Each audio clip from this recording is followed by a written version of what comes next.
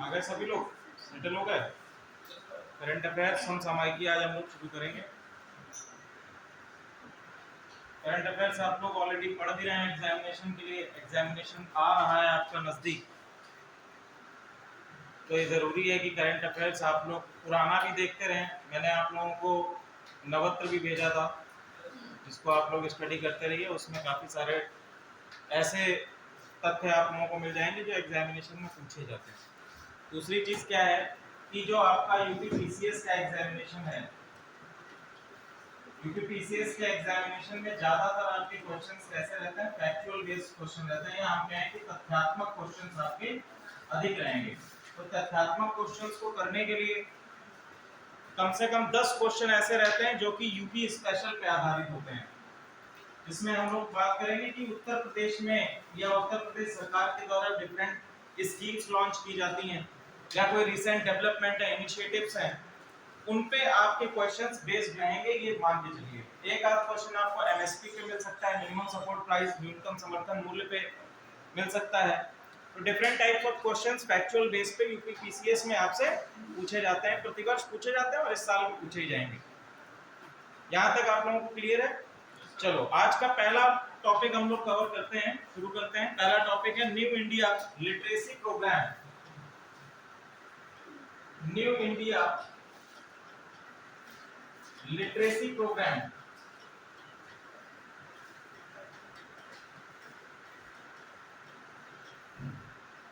ठीक है, या इसको हम लोग कह सकते हैं नवीन भारत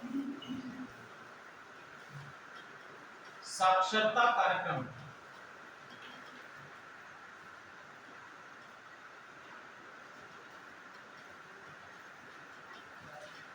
नवीन भारत साक्षरता कार्यक्रम।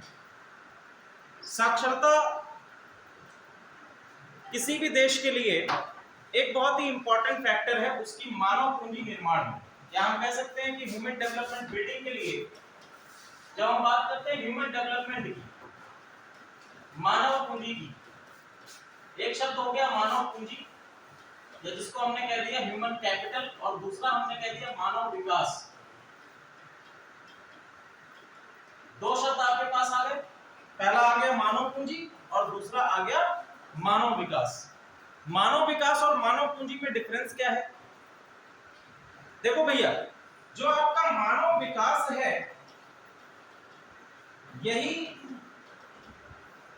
जन्म देता है किसको? मानव पूंजी को। मानव पूंजी को कैसे जन्म मिलेगा? मानव पूंजी कैसे बनेगी? जब मानव विकास होगा, ह्यूमन डेवलपमेंट होगा। ह्यूमन डेवलपमेंट में different factors are there. Factors कौन कौन से हो सकते हैं? जैसे हमने बात करी, सबसे पहला साक्षरता हो गया, स्वास्थ्य हो गया, सतत पोषणीय विकास भी इसमें शामिल हो सकता है, आर्थिक अवलंबन हो गया, रोजगार हो गया, एम्प्लॉयमेंट। ये सभी फैक्टर्स किस में आ जाएंगे? ये सभी फैक्टर्स किसके अंदर काम करेंगे? मानव विकास में काम करेंगे। और मानव विकास इन सभी चीजों के द्वारा, जब मानव विकास होगा और मानव विकास से ही क्या होगा? मानव पूंजी का जन्म होगा, ह्यूमन कैपिटल का जन्म। हम और आप क्या हैं? We are the human capital for our country. हम अपने देश के लिए मानव पूंजी ही तो हैं। पूंजी क्या होता है? पूंजी, अगर हम लोग पूंजी का अर्थ बात करें कि पूंजी क्या है?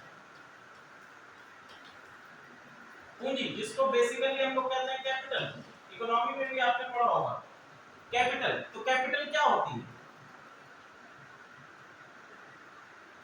बताइए मैम? कैपिटल या पूंजी किसे कहते हैं? पूंजी एक ऐसी इकाई है जो हमारे लिए क्या है? एसेट है, जिसका प्रयोग हम अपनी आवश्यकताओं की पूर्ति के लिए किसी भी समय कर सकते हैं। पूंजी क्या है? हमारे लिए एक एसेट ही तो है। तो उसी प्रकार से देश के लिए उसकी जो पॉपुलेशन है, जनसंख्या है, ये एक प्रकार की क्या है? पूंजी है। ये एक प्रकार की कैपिटल ही तो है। देश की जनसंख्या, देश की जनसंख्या ही तो देश की जीडीपी में भाग लेती है। देश की जीडीपी के ग्रोथ के लिए मानव पूंजी का विकसित होना बहुत आवश्यक है, और उसके लिए टाइम टाइम पे सरकार के द्वारा डिफरेंट योजनाएं लागू की जाती हैं, जिसमें हम लोग आज डिस्कस कर रहे हैं न्यू इंडिया साक्षरता प्रोग्राम को। ठीक है, न्यू इंडिया लिटरेसी प्रोग्राम को कब ये लॉन्च की गई है? वित्तीय वर्ष 2000, ये पूरे 5 वर्षों के लिए लॉन्च की गई है। 2022-23 से 2026-27 तक ये प्रोग्राम चलेगा। 2026-27 तक के लिए 5 वर्षों के लिए योजना लागू की गई है। किसके द्वारा चलाई जाएगी? मिनिस्ट्री ऑफ एजुकेशन के अंतर्गत, मिनिस्ट्री ऑफ एजुकेशन के अंतर्गत इसको चलाया जाएगा। हम लोग बात कर देते हैं भारत की साक्षरता स्थिति के बारे में कि भारत की वर्तमान समय में साक्षरता स्थिति क्या है और ऐसे प्रोग्राम्स की आवश्यकता क्यों है। वर्तमान समय में भारत की साक्षरता स्थिति, तो वर्तमान समय में भारत की साक्षरता दर कितनी है?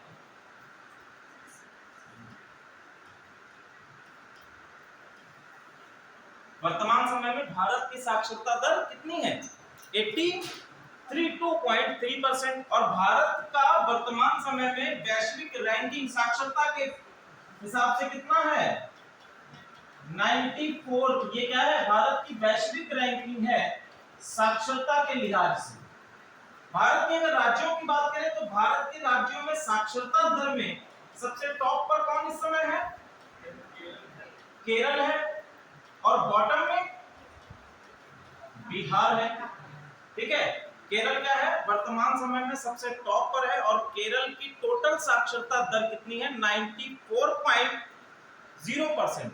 ठीक है, 94.0% ये केरला की साक्षरता दर है। बिहार की साक्षरता दर 61.8%। 94.0% केरला की आपकी साक्षरता दर है, 61.08% ये आपकी बिहार की है। तो हम बात करेंगे कि केरल जो है सबसे ऊपर है, केरल के बाद आपका दिल्ली आ जाएगा, दूसरे नंबर पर दिल्ली है। बिहार न्यूनतम या हम कह सकते हैं बॉटम में है। उत्तर प्रदेश की बात करें तो उत्तर प्रदेश का लिटरेसी रेट 67.7%। उत्तर प्रदेश का लिटरेसी रेट वर्तमान समय में 67.7% आपको मिलेगा। तो ये तो वर्तमान समय के कुछ पहलू हैं कि साक्षरता हमारी कितनी है। वैश्विक स्तर पर देखें तो 94th नंबर पर भारत आता है। इट मींस दैट कि अभी भी भारत में शिक्षा का स्तर उतना नहीं है जितना कि वैश्विक स्तर पर होना चाहिए। तो वैश्विक स्तर पर अपनी रैंकिंग को सुधारने के लिए बुनियादी हमें उपाय करने होंगे। जो आपके रिमोट एरियाज हैं, जो रिमोट लोकेशंस हैं या स्तर बिल्कुल निम्न स्तर से चलकर हमें शिक्षा को और अधिक सुनिश्चित करना है। इसके लिए आपके ये प्रोग्राम्स लाए गए। अब इस प्रोग्राम्स के अंतर्गत लाभार्थी कौन कौन हो सकते हैं, किनको लाभ मिलेगा इस प्रोग्राम के अंतर्गत? तो 15 वर्ष या उससे अधिक के वर्ग के, 15 वर्ष या उससे अधिक आयु वर्ग के लगभग 50 करोड़, लगभग 50 नहीं है, 5 करोड़ है, लगभग 5 करोड़ लोगों को इस योजना का लाभ मिलेगा। ठीक है, तो 15 वर्ष या उससे अधिक आयु के 5 करोड़ लोगों को इसका लाभ मिलेगा। साथ ही साथ इसके अंतर्गत राष्ट्रीय सूचना विज्ञान केंद्र,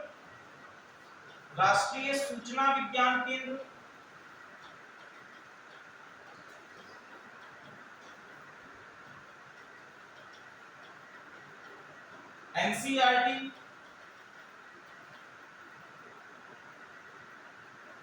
और एनआईओएस, इन तीनों ही के द्वारा इस पर एक सिलेबस तैयार किया जाएगा और इनके द्वारा इन तीनों ऑर्गेनाइजेशन का जो मुख्यालय है वो आपका दिल्ली में है, ध्यान रखिएगा। ठीक है, इन तीनों ही इकाइयों का मुख्यालय आपका दिल्ली में है। ऐसे क्वेश्चंस पूछे जाते हैं वनडे एग्जामिनेशन में। मुख्यालय दिल्ली में है और इन तीनों ही ऑर्गेनाइजेशंस के द्वारा एक कार्यक्रम चलाया जाएगा जिसको कहा गया है OTLAS, online teaching learning and assessment system. Online teaching learning and assessment system. इन तीनों ऑर्गेनाइजेशंस के द्वारा मिलकर ऑलरेडी एनसीईआरटी का एक पोर्टल आप देख रहे होंगे दीक्षा के नाम से। ठीक है, दीक्षा के नाम से पोर्टल ऑलरेडी एनसीईआरटी चला रहा है जिस पर आप ऑनलाइन एजुकेशन प्राप्त कर सकते हैं 12th लेवल तक की। ठीक है, 12th तक की आपको क्लासेस यहाँ पर फ्री ऑफ कॉस्ट अवेलेबल हो सकती हैं सभी विषयों की दीक्षा पोर्टल पर। और ये जो आपकी नई राष्ट्रीय एजुकेशन पॉलिसी आई है, नई एजुकेशन पॉलिसी NEP के अंतर्गत इसको लॉन्च किया गया है। योजना के 5 घटक लिखिए, योजना के 5 घटक।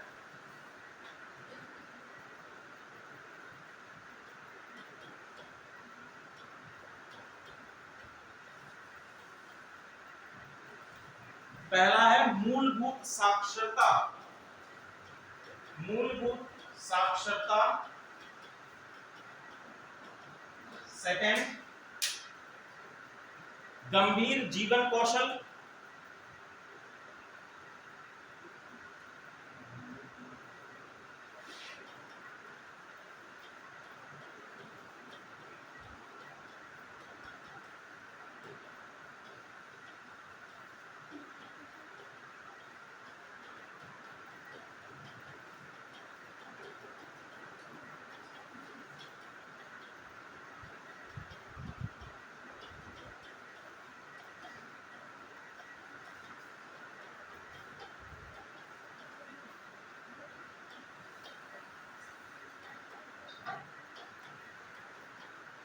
चौथा बुनियादी शिक्षा है और बुनियादी शिक्षा के बाद सतत शिक्षा। ये आपके 5 फैक्टर्स या हम कह सकते हैं 5 महत्वपूर्ण घटक हैं इस योजना के। सबसे पहला घटक देखते हैं कि मूलभूत साक्षरता। मूलभूत साक्षरता का क्या आशय है?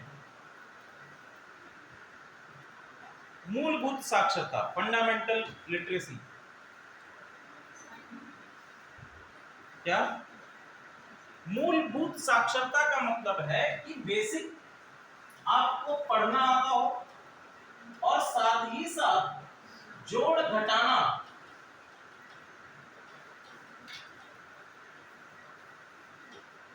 क्या है, केवल आपको पढ़ना आता हो, पढ़ने के साथ साथ आपको जोड़ घटाना जो बेसिक होता है, जो मूल होता है कि भैया जोड़ ले रहा है कोई व्यक्ति, कोई व्यापार करने जा रहा है तो इतना साक्षर उसको होना चाहिए कि रुपए पैसे का लेन देन विनिमय वो कर सके, उसमें जोड़ घटा सके।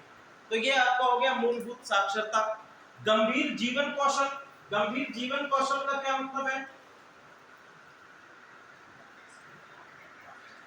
गंभीर जीवन कौशल से आशय ये है कि यदि आप किसी प्रॉब्लम में हैं, जैसे मान लीजिए यदि आप अपने आपको किसी व्यापार से जोड़ना चाहते हैं या किसी व्यापारिक गतिविधि में आना चाहते हैं या कोई भी आप जीविका का माध्यम बनाना चाहते हैं, जीविका का माध्यम आप बनाना चाहते हैं, परंतु आप इस कंडीशन में नहीं है कि आपके पास पूंजी अधिक नहीं है, दूसरी चीज मार्गदर्शन आपको उपलब्ध नहीं हो पा रहा है कि किस प्रकार से हम अपनी जीविका का एक माध्यम बना सकें। तो सरकार इस कार्यक्रम के अंतर्गत ये प्रयास करेगी कि लोगों को जीवन कौशल यानी कि आप जीने का तरीका जिसमें आप जीविका का माध्यम बनाना सीख सकें, व्यापारिक गतिविधियों में अपने आप को, जैसे व्यापार डिफरेंट आपके सरकार की कौन कौन सी योजनाएं हैं जिनके अंतर्गत आप व्यापारिक लाभ उठा सकते हैं, बैंक से किस प्रकार से आपको ऋण प्राप्त हो सकता है, तो इन सभी चीजों को इसमें सम्मिलित किया जाएगा।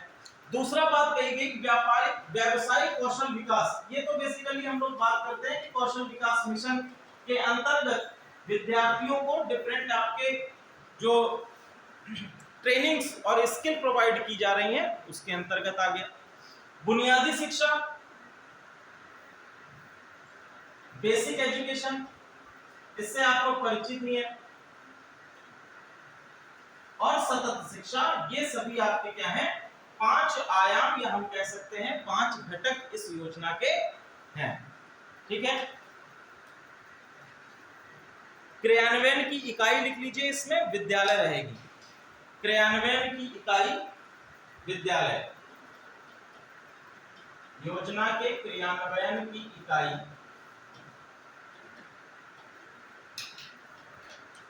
विद्यालय स्तर पर।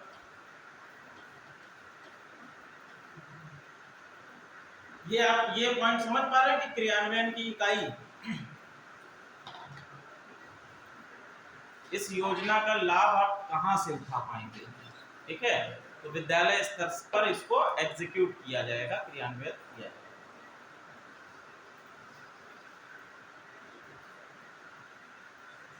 लिखिए,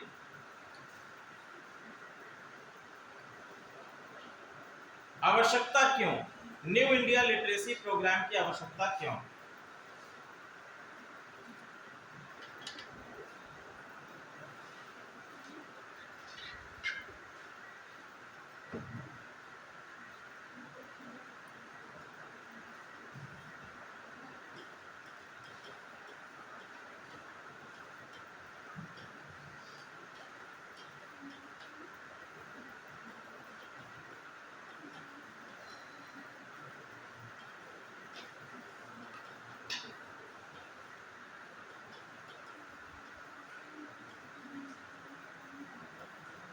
देखो 2011 की जनगणना के अनुसार यदि हम देखें तो भारत में 15 वर्ष से अधिक की आयु के लगभग 25.76 करोड़ लोग क्या हैं, अभी भी निरक्षर हैं, अभी भी क्या है, निरक्षर है। और ये बात हम जानते ही हैं कि भारत ने अभी हाल ही में चाइना को पछाड़ते हुए जनसंख्या की दृष्टि से पहला पायदान हासिल किया। ठीक है, तो ऐसे स्थिति में ये आवश्यक हो जाता है। ये तो 2011 की जनगणना का टॉपिक है, 2011 के सेंसस के अनुसार है। अगर नई जनगणना के सेंसस के अनुसार हम देखेंगे तो ये डेटा और आपको बढ़ा हुआ मिलेगा। ठीक है, यानी कि जो जनसंख्या है वो और अधिक निरक्षर आपको मिलेगी 15 साल से अबव की जो एज ग्रुप है। इसमें अगर महिलाओं और पुरुषों का हम लोग रेशियो निकाले तो महिलाओं का 16.68 करोड़ और पुरुषों का 9.8 करोड़ आपको मिलेगा। 16.68 करोड़ जो है ये महिलाओं की संख्या है और 9.8 करोड़ पुरुष हैं जो कि निरक्षर हैं और एज ग्रुप इनका कितना है, 15 इयर्स से अधिक, 15 साल, 15 वर्ष या 15 वर्ष से अधिक। ये उस एज ग्रुप की बात हो रही है। 15 वर्ष के नीचे वालों को इसमें सम्मिलित हम लोगों ने नहीं किया है। ठीक है, समय समय पर इनको साक्षर करने के लिए सरकार के द्वारा कार्यक्रम भी चलाए गए हैं। जैसे सबसे पहला कार्यक्रम चलाया गया साक्षर भारत कार्यक्रम, साक्षर भारत कार्यक्रम। साक्षर भारत कार्यक्रम को कब लॉन्च किया गया था, बताइए कोई। साक्षर भारत कार्यक्रम को लॉन्च किया गया है 2009। ठीक है, 2009-10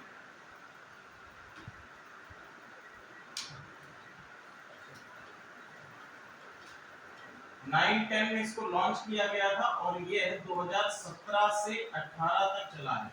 ठीक है, 2017-18 तक साक्षर भारत कार्यक्रम चला है आपका।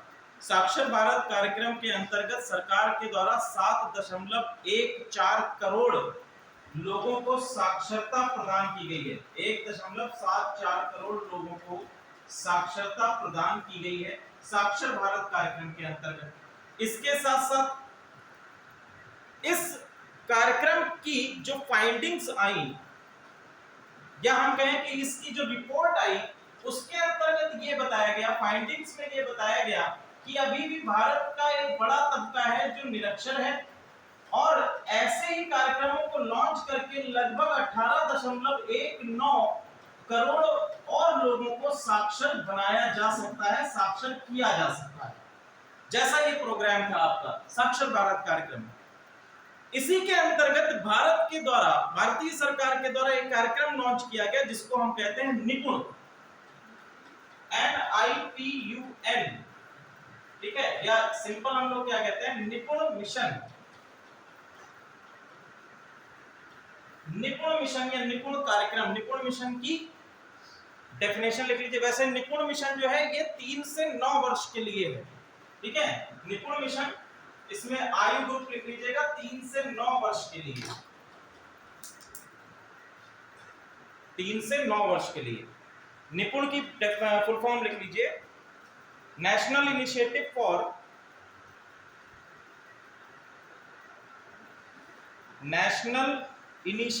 For proficiency in national initiative for proficiency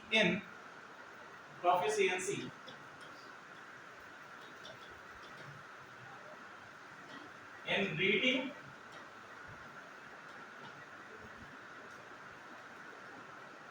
with understanding, in reading with understanding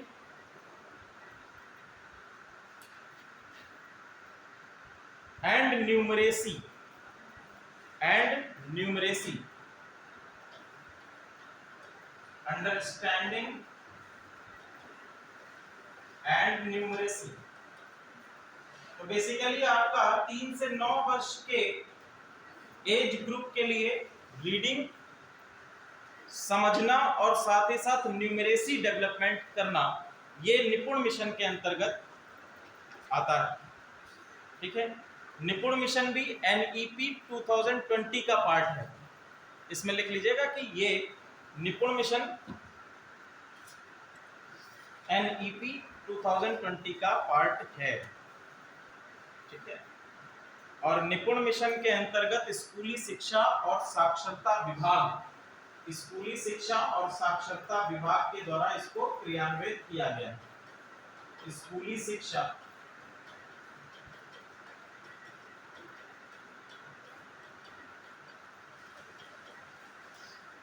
एवं साक्षरता विभाग के द्वारा कार्यक्रम किया, ठीक है। निपुण मिशन में ही ये 5 स्तरीय तंत्र है। निपुण मिशन के अंतर्गत 5 स्तरीय तंत्र में इसको लॉन्च किया गया था। 5 स्तरीय तंत्र में बताता हूं क्या है।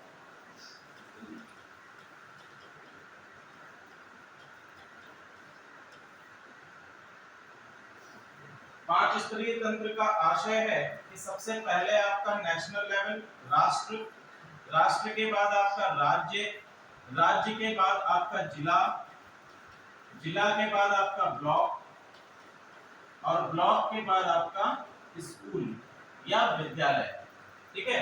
तो ये आपके कितने लेवल्स हो गए? 5 लेवल्स हो गए। पहला आपका nation, state, district, block and then school, ठीक है। ये आपके 5 लेवल हो गए, इसीलिए इसको कहा गया है कि 5 स्तरीय तंत्र। तो आपका निपुण मिशन जो है ये 5 स्तरीय तंत्र पर आधारित है, इसको 5 स्तरों पर लागू किया गया है, ठीक है। ये आपके 5 स्तर हैं, राष्ट्र, राज्य, जिला, ब्लॉक और स्कूल। निपुण हो गया। इसके साथ साथ अगला है समग्र शिक्षा कार्यक्रम। ये भी आपका NEP 2020 के अंतर्गत है, समग्र शिक्षा कार्यक्रम। और समग्र शिक्षा कार्यक्रम में देखिए एक नहीं आपके 3 कार्यक्रम आपको मिलेंगे। समग्र शिक्षा कार्यक्रम के अंतर्गत आपको 3 कार्यक्रम मिलेंगे। पहला है आपका सर्व शिक्षा अभियान। पहला क्या है? सर्व शिक्षा अभियान। सर्व शिक्षा अभियान के बाद है सर्व माध्यमिक शिक्षा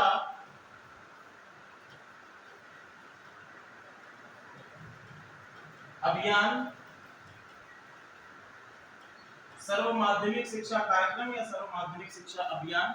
और इसके बाद है सर्व नहीं है, राष्ट्रीय माध्यमिक शिक्षा अभियान।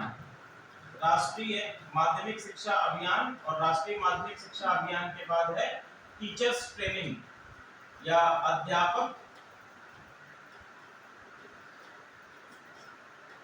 शिक्षा। ठीक है, अध्यापक शिक्षा या शिक्षक शिक्षा। तो ये 3 कार्यक्रम आपके एक ही में लॉन्च करके हमने क्या कहा कि समग्र शिक्षा कार्यक्रम है। सर्व शिक्षा अभियान की बात करें तो सर्व शिक्षा अभियान लॉन्च किया गया था 2001 में। ठीक है, 2008 में आपका सर्व शिक्षा अभियान लॉन्च किया गया था। याद रखिएगा, पूछ लिया जाता है कि सर्व शिक्षा अभियान किस ईयर में लॉन्च किया गया। राष्ट्रीय माध्यमिक शिक्षा अभियान की बात करें तो ये आपका मार्च 2009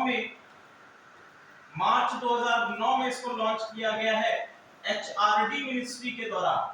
ठीक है, human resource and development ministry, HRD ministry जो है आपकी, उसके द्वारा लॉन्च किया गया है राष्ट्रीय माध्यमिक शिक्षा अभियान। मार्च 2009 में इसको लॉन्च किया गया था।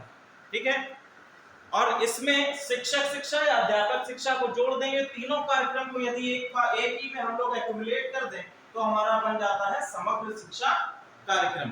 ठीक है, और समग्र शिक्षा कार्यक्रम ये आपका मिनिस्ट्री ऑफ एजुकेशन के अंतर्गत। अब देखिए समग्र शिक्षा कार्यक्रम के अंतर्गत कौन कौन से इंस्टीट्यूट्स हैं जो कि आपका सामने आएंगे। ठीक है, तो इसमें सबसे पहला इंस्टीट्यूट है आपका एनसीईआरटी, और एनसीईआरटी के द्वारा एक इनिशिएटिव लिया गया है जिसको हम कहते हैं निष्ठा। एनसीईआरटी का इनिशिएटिव क्या है? निष्ठा। ठीक है, निष्ठा की फुल फॉर्म लिख लीजिए, initiative for school heads and teachers holistic development.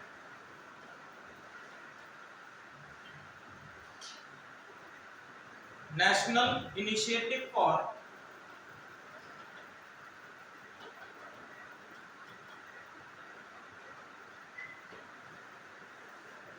schools head and teachers holistic development।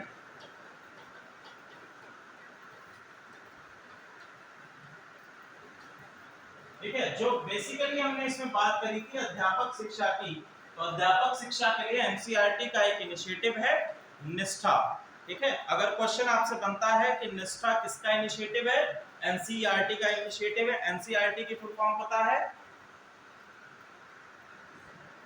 NCERT national council for education research and training.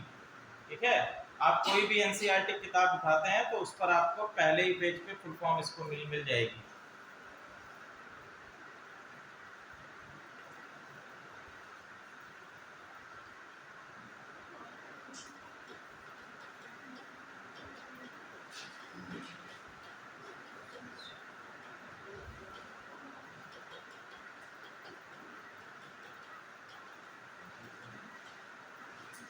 अब हम बात करेंगे कि भारतीय संविधान के अंतर्गत शिक्षा के लिए या साक्षरता के लिए कौन कौन से प्रावधान दिए गए हैं। ठीक है, तो संवैधानिक प्रावधान में अगर हम देखें तो भाग 4 किससे संबंधित है? संविधान का भाग 4 जो है ये किससे संबंधित है? डीपीएसपी से संबंधित है, directive principles of state policies. ठीक है, राज्य के लिए नीति निर्देशक तत्व, राज्य के लिए नीति निर्देशक तत्व ये आपके कौन से भाग में है? भाग 4 में है। और इसके अंतर्गत अनुच्छेद 45 और अनुच्छेद 39F, पहला है आर्टिकल 45 और आर्टिकल 39F, ये दोनों किसकी बात करते हैं? ये देखो दोनों ही बात करते हैं। पहला अनुच्छेद 45 बात करता है कि शिक्षा राज्य के द्वारा वित्त पोषित होनी चाहिए। ठीक है, राज्य के द्वारा वित्त पोषण की बात करता है। वित्त पोषण की बात करता है आपका कौन? अनुच्छेद 45 बात करता है, क्लॉज है इसके अंतर्गत, बाकी ये अनुच्छेद तो काफी लंबा है। दूसरा अनुच्छेद आपका 39F ये कहता है समान और सुलभ शिक्षा का प्रावधान। ये कहता है समान और सुलभ शिक्षा, सभी के लिए समान शिक्षा, और साथ ही साथ ये शिक्षा क्या होनी चाहिए, सभी के लिए सुलभ भी होनी चाहिए। ठीक है, तो ये दोनों चीजें आपकी एक्युमुलेट होगी कि शिक्षा का जो वित्तीय पोषण है उसका अधिकार राज्य के पास रहेगा। वैसे तो ये आपका किसमें आता है, समवर्ती सूची में आता है। ठीक है, और साथ ही साथ समान शिक्षा और सुलभ शिक्षा का अधिकार भी आपको मिलना चाहिए, डीपीएसपी के अंतर्गत है। अब देखो 1976 में संशोधन कौन सा हुआ, संविधान का 42वां संशोधन हुआ। ठीक है, 1976 में संविधान का 42वां संशोधन हुआ।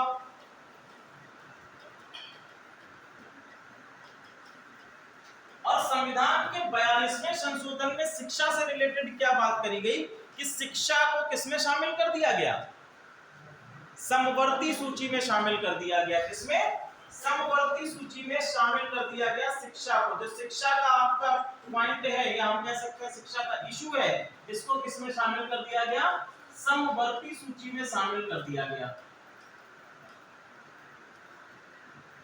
मैम प्लीज बताइए कि समवर्ती सूची क्या होती है। हमने यहाँ पर लिखा कि शिक्षा को 1976 में 42वें संशोधन के द्वारा समवर्ती सूची में शामिल कर दिया गया। तो ये जो समवर्ती सूची है इसको, इसका क्या मतलब है, नहीं पता, आप बताइए। दोनों, हाँ आप बताइए सर, नहीं पता। आप पहले क्लास में दिख रहे हैं, मतलब बड़े दिन बाद दिख रहे हैं, कहीं काम कर रहे हैं डॉक्टर का। आप मैम बताइए समवर्ती सूची, सूचियां पढ़ी है क्वालिटी में। देखो 3 प्रकार की सूचियां होती हैं। पहली है आपकी केंद्र सूची, दूसरी है आपकी राज्य सूची, और तीसरी है आपकी समवर्ती सूची। ठीक है, तो हमने कह दिया सेंट्रल लिस्ट, स्टेट लिस्ट और कंकरेंट लिस्ट। ये 3 लिस्ट आपकी हमारे भारतीय संविधान में मिलती हैं। इन लिस्ट को बनाने का प्रावधान क्या है, क्यों बनाई गई, तो सिंपल है कि जैसे कि ऐसे समझिए कि एक घर है और घर में क्या है कि कार्यों का डिवीजन किया जाता है कि भैया ये कार्य है ये पापा के हैं, ये कार्य है ये माता जी के हैं, ये कार्य हमारे हैं। और समवर्ती सूची में सभी भाई बहन जो है वो आ जाते हैं कि वो सारे कार्य कर सकते हैं। सबसे छोटा बालक होता है वो समवर्ती सूची में आता है, उसको कोई भी काम दिया जा सकता है। ठीक है, पापा का भी काम उसको दिया जा सकता है उठाकर। समझ में आ रहा है। तो जैसे कि केंद्र सूची की बात करें कि डिफेंस से रिलेटेड कोई भी है, रक्षा से संबंधित है, अंतरराष्ट्रीय व्यापार से संबंधित है, इस प्रकार के जितने भी मामले होंगे उस पर कोई भी कानून बनाने का अधिकार केवल और केवल केंद्र के पास रहेगा। तो हमने कह दिया कि केंद्रीय सूची में सम्मिलित है। राज्य सूची के अंतर्गत ऐसे मद जिन पर केवल और केवल राज्य ही बना सकता है कानून, वो राज्य सूची के अंतर्गत आएंगे। और समवर्ती सूची में उन मदों को रखा गया है जिन पर दोनों ही राज्य और केंद्र दोनों ही सरकार कानून बना सकती है, उनको हमने रख दिया कंकरेंट लिस्ट या समवर्ती सूची के अंतर्गत। क्लियर है। ध्यान रखिएगा कि जब भी कोई ऐसा कॉन्फ्लिक्ट होता है जिसमें राज्य और केंद्र एक ही विषय पर कानून बना देते हैं, तो केंद्र सरकार के द्वारा बनाया गया कानून जो है वो स्टेट के द्वारा बनाए हुए कानून को सरपास कर देता है। क्लियर है। ठीक है, तो हमने कहा कि 1976 के 42वें संशोधन से शिक्षा को समवर्ती सूची में शामिल कर दिया गया, जबकि अब केंद्र सरकार और राज्य सरकार दोनों ही क्या कर सकते थे, शिक्षा पर कानून बना सकते हैं। क्लियर है। इससे पहले शिक्षा जो है ये राज्य सूची का विषय हुआ करता था।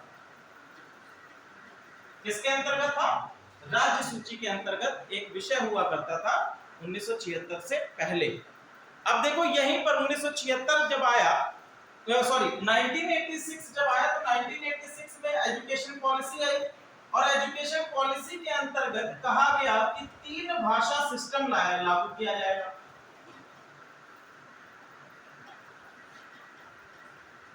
3 भाषा सिस्टम कि भैया स्कूली स्तर पर आपको 3 भाषाओं का पढ़ाया जाएगा। ठीक है, 3 भाषाओं को आपको पढ़ाया जाएगा। ये 2 भाषाएं आपकी हिंदी इंग्लिश हो गई, एक भाषा आपकी इलेक्टिव होगी। ये आपके पास ऑप्शन दिया गया कि 3 भाषा सिस्टम। तमिलनाडु इकलौता राज्य है जिसने इन 3 भाषा फॉर्मूले को अपने स्टेट में लागू नहीं किया है। लिख लीजिएगा इसको, Tamil Nadu is the only state जो कि 3 भाषा सिस्टम या 3 भाषा फॉर्मूला को फॉलो नहीं करता है। Tamil Nadu is the only state जो 3 भाषा सिस्टम को फॉलो नहीं कर रहा है। ठीक है,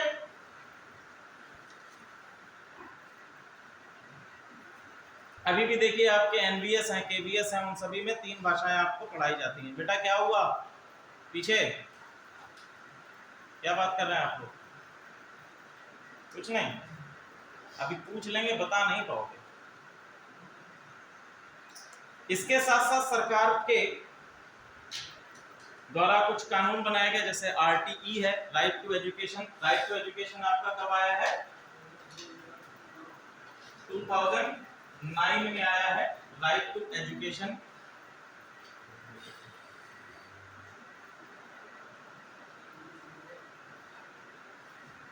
यहां तक आपका ये पहला टॉपिक कवर हो गया। नेक्स्ट लिखिए जी।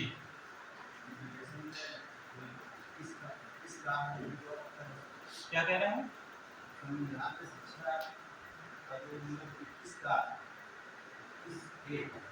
आर्टिकल नंबर 21 है जिसमें शिक्षा को प्रवर्तनीय अधिकार के तौर पर बताया गया।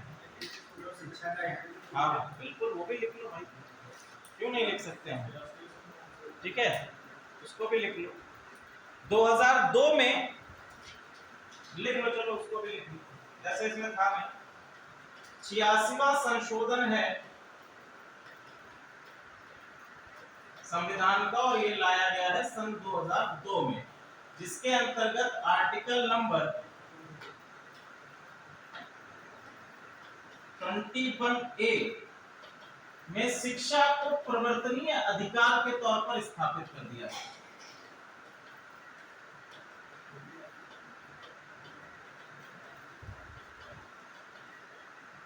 ठीक है, ये भी लिख लीजिए।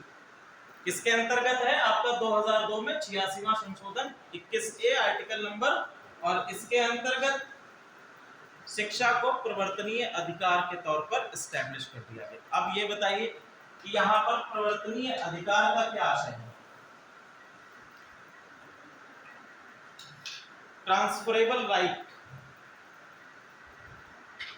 एक होता है नॉन ट्रांसफरेबल राइट, अपरिवर्तनीय अधिकार, और दूसरा होता है प्रवर्तनीय अधिकार।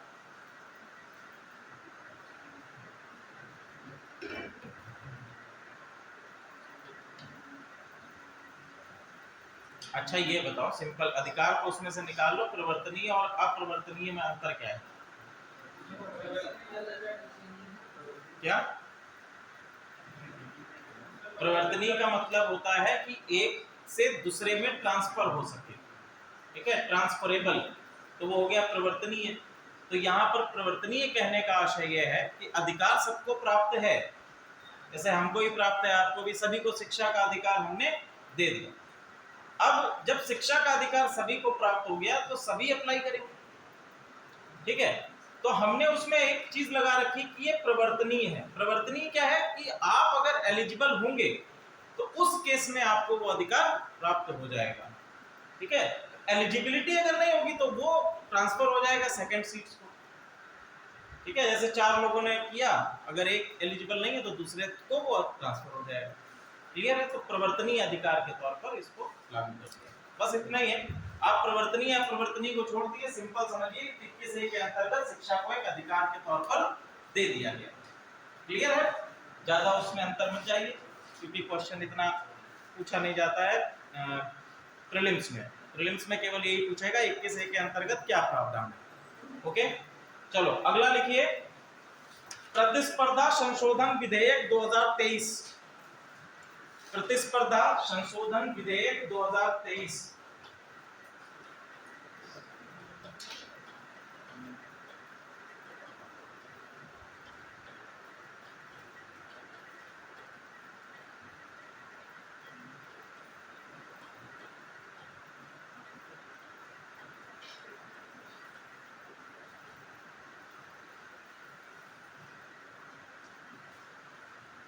राज्यसभा से इसको पास कर दिया गया है, ठीक है। लोकसभा से ऑलरेडी ये मार्च में पास हो चुका था, राज्यसभा से भी ये पास हो गया है और जल्दी ये कानून बनने वाला है। और ये स्थान किसका लेगा? इससे पहले प्रतिस्पर्धा संशोधन विधेयक से पहले एक कानून था एंटी ट्रस्ट एक्ट, या हम लोग कहते हैं इसको विश्वासघात अधिनियम।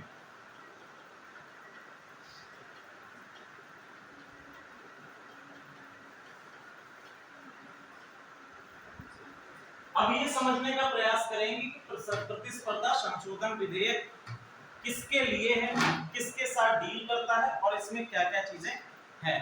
तो प्रतिस्पर्धा को सिंपल हम क्या कहेंगे? कंपटीशन। और कंपटीशन की बेसिकली बात किसमें कही गई है? बिजनेसेस में बात करी गई है कि जो भी आपके बिजनेसेस हैं, ठीक है, जो भी आपके बिजनेसेस हैं, उन बिजनेसेस का स्वरूप या उन बिजनेसेस में कंपटीशन बने रहने के लिए इसको लाया गया है कि एक कंपनी दूसरी कंपनी को टेक ओवर जब करती है, ठीक है, टेक ओवर करने में उसके दूसरी कंपनी जिसका टेक ओवर हो रहा है उसके हितों की सुरक्षा हो सके, साथ ही साथ ऐसी स्थिति में जो आपके ग्राहक हैं या हम कह सकते हैं कंज्यूमर्स हैं, उनके हितों का भी ध्यान रखा जाए। देखो, जब भी प्रतिस्पर्धा यदि नहीं होगी तो जो आपके मार्केट में प्राइसिंग है वो हमेशा क्या रहेगी? ऊपर रहेगी, ठीक है भाई। देखो, मान लीजिए कि आपके पास अभी वर्तमान समय में 4 मैन्युफैक्चरर हैं जो कि बिस्किट बना रहे हैं। क्या कर रहे हैं? बिस्किट बनाने वाले 4 मैन्युफैक्चरर्स हैं। अब ये मैन्युफैक्चरर है, इसको सर्वाधिक लाभ हो रहा है, इसके पास आर्थिक एसेट्स भी हैं। इसने क्या किया? इन बाकी कंपनीज को क्या कर लिया? टेक ओवर कर लिया, अपने में सम्मिलित कर लिया। तो ऐसी स्थिति में अब मैन्युफैक्चरर क्या हो गया? एक हो गया सिंगल मैन्युफैक्चरर है। तो सिंगल मैन्युफैक्चरर जब होगा तो वो प्राइसेस को क्या करेगा? अपने अकॉर्डिंग बढ़ा या घटा सकता है और अधिक मुनाफा कमाने के लिए वो प्राइस को क्या रखेगा? हमेशा हाई रखेगा, ठीक है। तो कंपटीशन संशोधन बिल, इसके अंतर्गत देखिए कि इसको पहला क्या है कि ये किसको सरपास करेगा? एंटी ट्रस्ट या विश्वासघात अधिनियम को सरपास करेगा। दूसरा इसमें पॉइंट लिख लीजिए, प्रतिस्पर्धा और उपभोक्ता के हितों को, प्रतिस्पर्धा और उपभोक्ता के हितों को नुकसान पहुंचाने वाले कार्यों को प्रतिबंधित करना।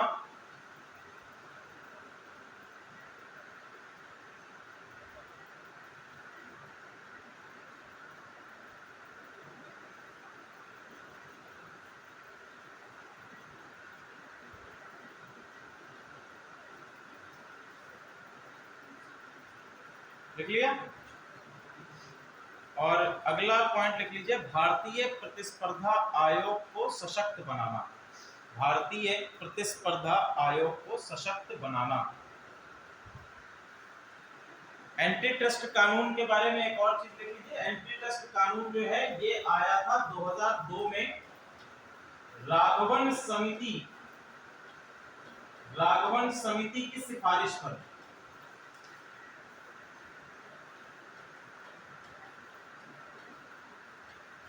राघवन समिति के द्वारा एंटी ट्रस्ट विश्वासघात बिल ये आपका लाया गया था। ध्यान रखिएगा, ऐसे क्वेश्चन यूपीएससी में बहुत पूछे जाते हैं कि पर्टिकुलर समिति किस बिल से या किस अधिनियम से रिलेटेड है। तो आपकी राघवन समिति 2002 में एंटी ट्रस्ट विश्वासघात कानून से रिलेटेड है। इसने एंटी ट्रस्ट बिल से पहले कौन सा कानून था? एंटी ट्रस्ट बिल से पहले एकाधिकार और प्रतिबंधात्मक व्यापार व्यवहार, एकाधिकार एवं प्रतिबंधात्मक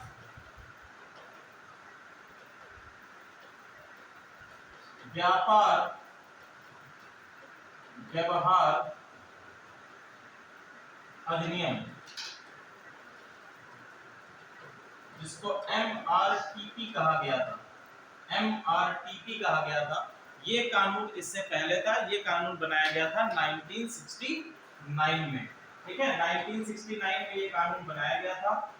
एकाधिकार एवं प्रतिबंधात्मक व्यापार व्यवहार अधिनियम, ये आपका एमआरटीपी 1969 में बनाया गया था। इसको राघवन समिति की सिफारिश के द्वारा एंटी ट्रस्ट या विश्वासघात अधिनियम ने सर पास किया। ठीक है, और इसके बाद अब नया कानून आपका कौन सा आ रहा है? प्रतिस्पर्धा संशोधन विधेयक, जो कि एंटी ट्रस्ट बिल को आधुनिकीकरण कर देगा या इसको सरपास करेगा। क्लियर है यहां तक? चलिए आगे हम बात करेंगे कि विधेयक सबसे पहले लोकसभा में अगस्त 2022 में लाया गया और इसको मार्च 2023 को लोकसभा से मंजूरी मिल चुकी है। ठीक है, लाया कब गया? अगस्त 2022 में मानसून सत्र के दौरान इसको लागू लाया गया था लोकसभा में, और लोकसभा से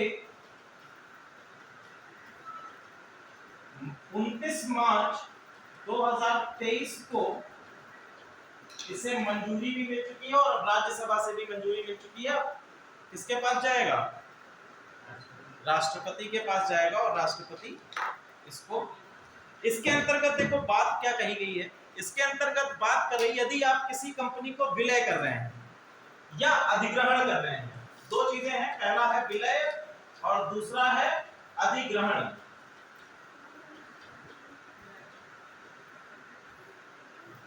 ठीक है, विलय या हम किसको कहते हैं? मर्जर।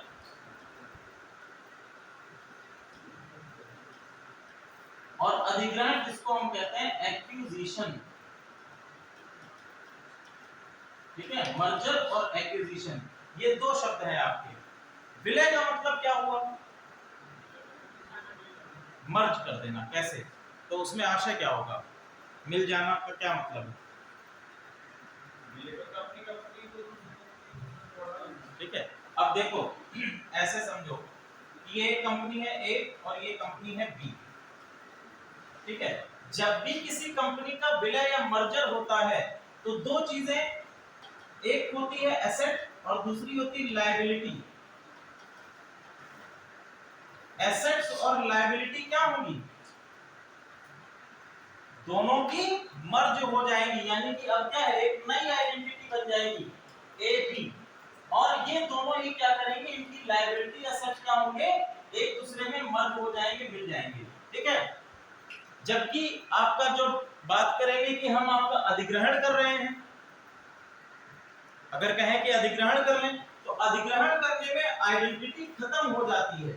जैसे मान लीजिए इस कंपनी ने इस कंपनी को अधिग्रहण कर लिया, एक्विजिशन कर लिया, तो क्या करेगा कि इस कंपनी की आइडेंटिटी टोटली रूप से खत्म हो जाएगी। इस कंपनी के जितने भी एसेट्स और लायबिलिटीज हैं वो ट्रांसफर हो जाएंगे कंपनी ए में। क्लियर है? यहां पर इक्वल डिवीजन होगा विलय में, यहां पर इक्वल डिवीजन नहीं है, डायरेक्टली ट्रांसफर हो जाएंगे किसमें? कंपनी ए में। तो विलय में equal division of assets and liabilities है, और जबकि अधिग्रहण में हम कहेंगे कि transfer of assets and liabilities है।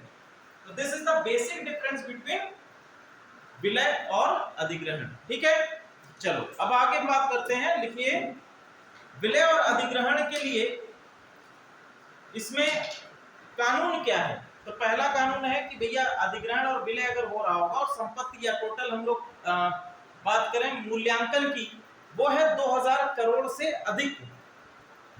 2000 करोड़ से अधिक अगर मूल्य है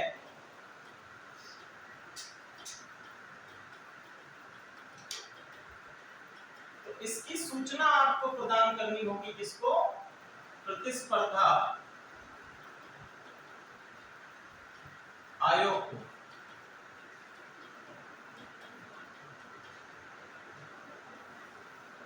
प्रतिस्पर्धा आयोग को सूचित करके और प्रतिस्पर्धा आयोग की सहमति के द्वारा ही आप क्या कर सकते हैं? विलय कर सकते हैं, अधिग्रहण कर सकते हैं, यदि मूल्य आपका मूल्यांकन जो है कंपनी का वो 2000 करोड़ से अधिक, 2000 या 2000 करोड़ से अधिक हो। लिखिए अगला, भारतीय प्रतिस्पर्धा आयोग। भारतीय प्रतिस्पर्धा आयोग, प्रतिस्पर्धा आयोग की बात आ गई तो प्रतिस्पर्धा आयोग को थोड़ा सा जान लेते हैं। भारतीय प्रतिस्पर्धा आयोग ये आपका लॉन्च किया गया था 2009 में। 2009 में इसकी स्थापना की गई थी, 2009 में इसको स्थापित किया गया है। ठीक है, प्रतिस्पर्धा आयोग का केंद्र सरकार के द्वारा एक अध्यक्ष नामित किया जाता है और अध्यक्ष के बाद 6 इसके क्या होते हैं, 6 नामित सदस्य होते हैं जिनको केंद्र सरकार नामित करती है। ठीक है, इसके अध्यक्ष कौन है ये आप लोग पता कर लीजिए, इसको गूगल पे सर्च कर लेना, आ जाएगा। ये एक अर्ध न्यायिक इकाई है, अर्ध न्यायिक इकाई। भारतीय प्रतिस्पर्धा आयोग क्या है, अर्ध न्यायिक इकाई है। क्लियर है? एक ऐसा समझिए, एक केस हुआ था गूगल पे। गूगल पे आप लोग चलाते ही हैं, ठीक है। गूगल पे को कब लॉन्च किया गया था, गूगल पे कब आया, गूगल पे जो है 2017 में आया था, और गूगल पे के नाम से नहीं आया था, 2017 में आया था तेज के नाम से। ठीक है, किसके नाम से, तेज के नाम से। और भारत का जो भीम है, ठीक है, भारत का जो भीम है उसी की तर्ज पर इसको तेज के नाम से लाया गया था। गूगल ने क्या किया, गूगल पे ने तेज को एक्वायर कर लिया और 2018 में, या हम कह सकते हैं कि तेज को रीब्रांड कर दिया। अब देखिए तेज का पूरा ही जो ब्रांड है वो खत्म हो गया, इसकी आइडेंटिटी खत्म हो गई। अब कौन आ गया मेन फ्रेम में, गूगल पे। ठीक है, तो ये आपका एक उदाहरण है कि किस प्रकार से एक्विजिशन या अधिग्रहण किया जाता है। तो ऐसे अधिग्रहण को भारत में रोकने के लिए ये प्रतिस्पर्धा कानून लाया गया है। गूगल का ही अगर हम लोग बात करें तो गूगल की एक नया वो आ रहा है, केवल गूगल पे को हटा दीजिए, गूगल का एक प्रोजेक्ट है, प्रोजेक्ट मागी। प्रोजेक्ट मागी ये क्या है,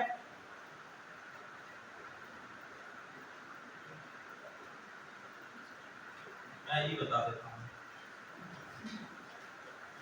ये भैया सर्च इंजन के तौर पर एक एआई इंटरफेस का प्रोग्राम है, जो कि यूजर की, जैसे आप गूगल पे किसी चीज को सर्च करते हैं ना, तो अभी क्या है कि उन्होंने इंटरफेस और अधिक डेवलप करने के लिए, ताकि आपकी जो सर्च है उसको और अधिक डिस्टिल्ड किया जा सके, उसको और अधिक ट्रांसपेरेंट किया जा सके, उसके लिए एक एआई बनाने जा रहे हैं प्रोजेक्ट मागी के अंतर्गत। ये गूगल का इनिशिएटिव है। ये लिख लीजिए, ये क्वेश्चन आपका किसी ना किसी एग्जामिनेशन में पूछा जरूर जाएगा कि प्रोजेक्ट मागी क्या है। ओके, चलो, साथ ही साथ गूगल पे जो है, एक और है एप्पल पे। एप्पल पे बेसिकली एप्पल फोन वालों को ही मिलता है, ठीक है। तो गूगल पे एप्पल पे का एक विकल्प है। ये हमारा टोटल हो गया आपका विधेयक। अगला डालिए, एक और छोटा सा वो है, उसको डाल लीजिए, इसका प्राकृतिक खेती से जुड़ा हुआ है। कोर्डी गोल्ड नैनो पार्टिकल्स, कोर्डी गोल्ड नैनो पार्टिकल्स, कोर्डी गोल्ड नैनो पार्टिकल्स।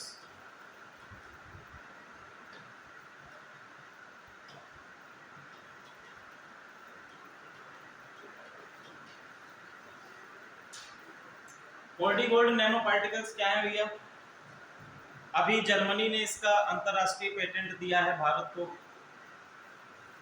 इसमें ये पॉइंट लिख लीजिएगा कि भारत को जर्मनी से अंतरराष्ट्रीय पेटेंट प्राप्त हुआ है कोर्डी गोल्ड नैनो पार्टिकल्स का, जर्मनी से अंतरराष्ट्रीय पेटेंट। कोर्डी गोल्ड नैनो पार्टिकल्स ये बेसिकली आपके मानव शरीर में दवा वितरण को तेज करने के लिए प्रयोग किया जाता है। ठीक है, मानव शरीर में दवा वितरण, यानी कि जो आप दवा खा रहे हैं उसके प्रभाव को बढ़ाने के लिए इसका प्रयोग किया जाता है एज एन कैटलिस्ट। ये क्या करता है, कैटलिस्ट की तरह काम करता है, जो मानव शरीर में दवा वितरण को बढ़ा देता है। कैटलिस्ट क्या होता है, कैटलिस्ट आप लोगों ने पढ़ा है ना, केमिस्ट्री में तो पढ़ा होगा कैटलिस्ट, क्यों बेटा? सर कैटलिस्ट क्या होता है? प्रेरक वो पदार्थ होते हैं जो किसी रासायनिक प्रक्रिया की दर को बढ़ा सकते हैं, घटा भी सकते हैं। प्रेरक भी सोना, हाँ प्रेरक भी सोना। अच्छा, पाइजर क्या ये अभिक्रिया में भाग लेते हैं? नो, नहीं, ठीक है। तो ये क्या होते हैं? कैटलिस्ट ऐसे तत्व होते हैं जो कि बेसिकली किसी भी केमिकल रिएक्शन को की दर को बढ़ा सकते हैं, ठीक है, लेकिन ये अभिक्रिया में भाग नहीं लेते हैं। क्लियर है? तो आपका 4D गोल्ड नैनो पार्टिकल्स ये बनाया किससे जाता है? इसको बनाया जाता है कॉर्डिसेप्स मिलिटेरिस, लिख लो, cordyceps militaris, cordyceps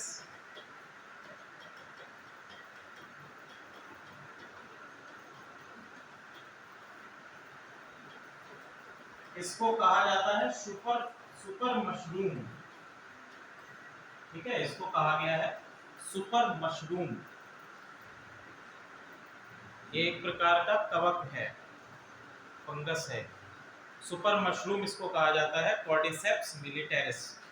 okay, next देखिए, अगला है हमारा परंपरागत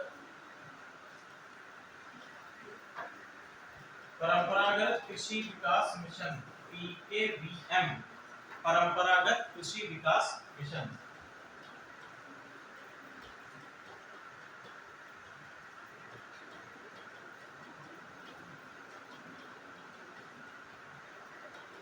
परंपरागत कृषि विकास मिशन बेसिकली लाया हमारा 2015 में गया था, तो आज हम क्यों पढ़ रहे हैं इसको? वर्तमान समय में इसका क्या आशा है पढ़ने का, अभी हम लोग क्यों पढ़ रहे हैं? तो देखो भैया, अभी इनका एक नया इनिशिएटिव आया है, इनके दो इनिशिएटिव, पहले हम लोग इसको पढ़ लें फिर इनिशिएटिव पे आते हैं। परंपरागत कृषि विकास मिशन के अंतर्गत दो आपके क्षेत्र एक्वायर किए। पहला आपका आ गया ऑर्गेनिक फार्मिंग,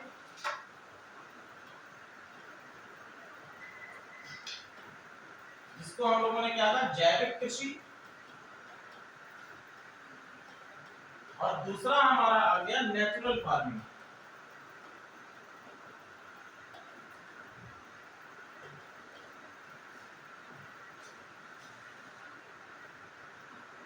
प्राकृतिक कृषि।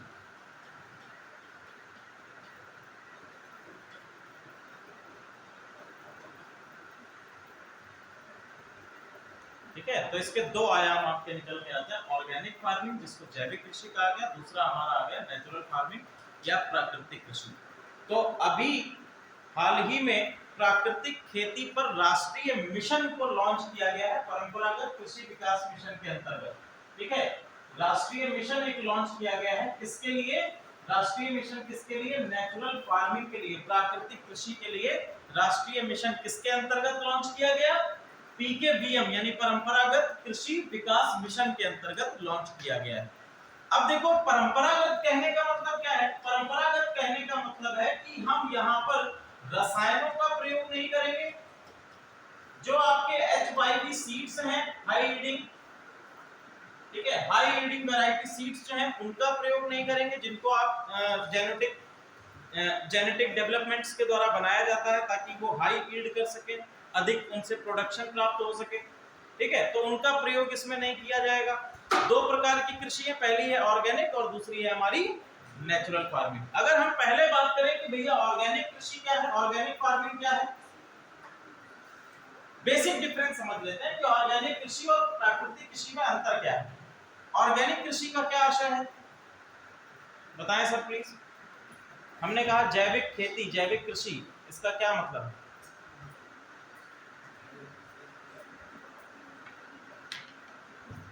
कोई एक स्टूडेंट बताओ। यंत्रों के द्वारा,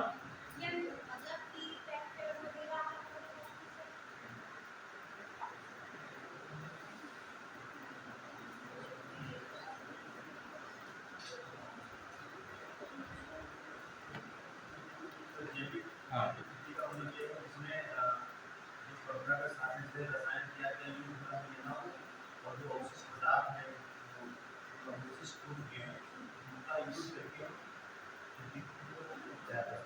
वेरी गुड। ठीक है, अब देखो भैया,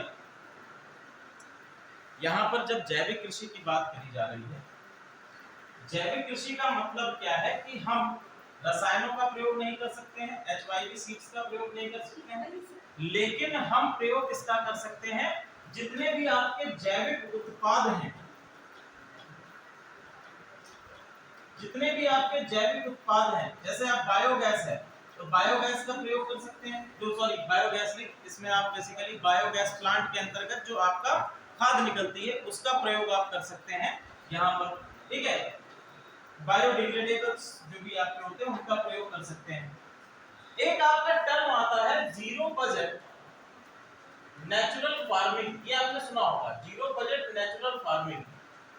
सतत पोषणीय विकास के अंतर्गत ये भी हमारा लक्ष्य रहा है कि हम जीरो बजट नेचुरल फार्मिंग की तरफ बात करेंगे। अगर हम बात करें इसकी जैविक कृषि की, तो भारत में लगभग सॉरी आप अगर कृषि की बात करें तो भारत में लगभग 82% फार्मर्स जो हैं ये अभी भी स्मॉल फार्मर्स हैं या फिर मार्जिनल फार्मर्स हैं, यानी कि छोटे किसान हैं या फिर जो आपके छोटे और सीमांत किसान कृषि के अंतर्गत हैं। जितना आपका कृषि जिन लोगों के द्वारा कृषि की जा रही है उसमें लगभग 82% हिस्सा ऐसा है भारत में जो कि छोटे हैं और मार्जिनल्स हैं।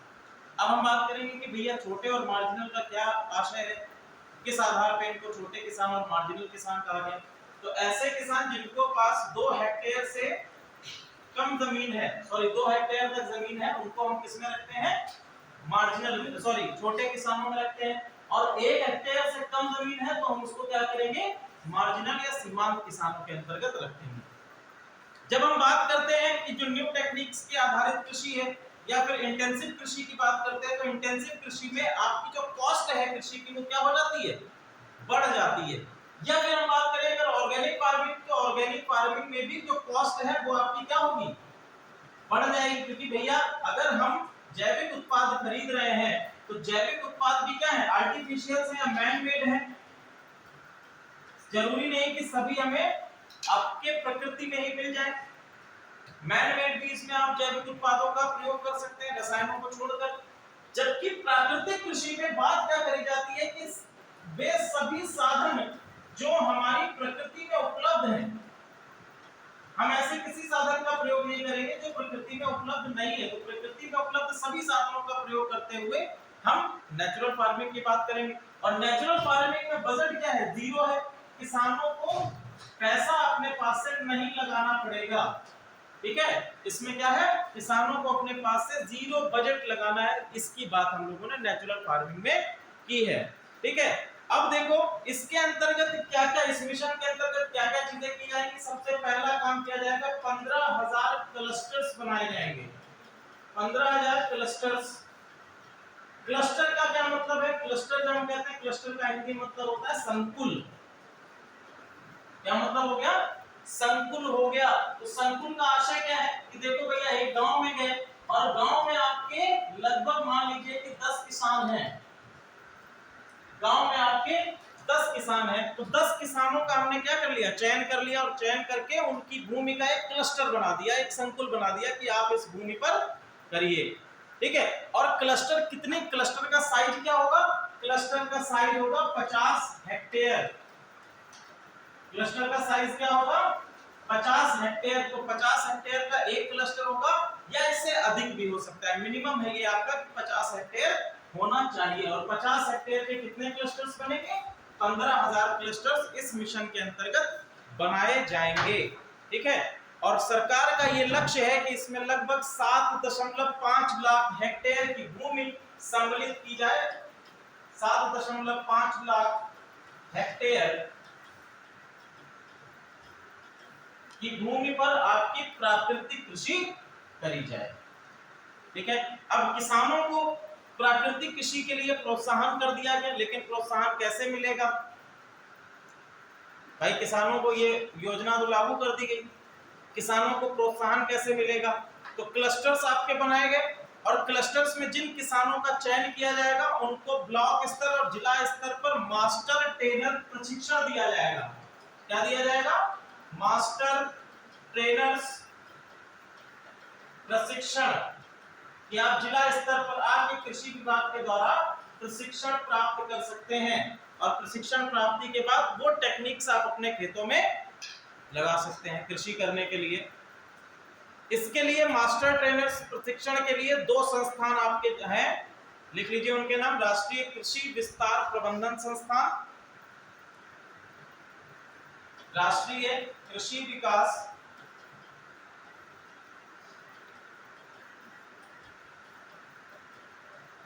प्रबंधन संस्थान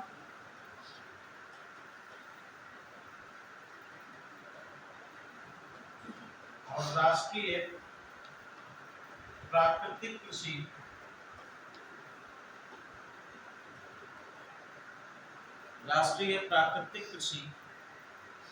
केंद्र।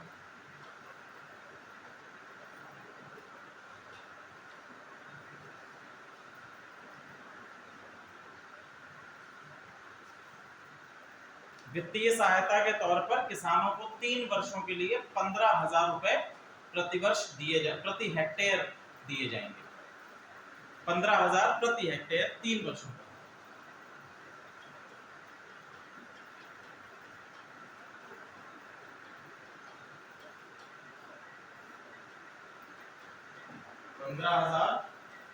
प्रति हेक्टेयर कितने वर्षों तक? 3 वर्षों तक ये अनुदानित राशि दी जाएगी। ठीक है, ये सब्सिडीज प्रोवाइड करी जाएंगी किसानों को। क्लियर है? और इसी के अंतर्गत 15,000 BRC bio input resource centre, ये भी आपके 15,000 बनाए जाएंगे।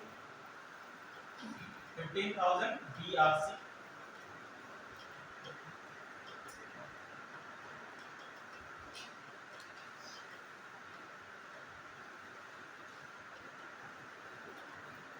बायो इनपुट रिसोर्स सेंटर ये आपके बनाए जाएंगे। क्लियर है? तो ये आपकी योजना पूरी समझ में आ गई क्या है, इसके अंतर्गत क्या क्या चीजें, क्या क्या डेवलपमेंट किए जाएंगे। आगे देखिए, अब हम लोग बात करते हैं इंटरनेशनल इश्यूज में। इंटरनेशनल इश्यूज में पहला टॉपिक है आपका trans Pacific partnership. Trans Pacific partnership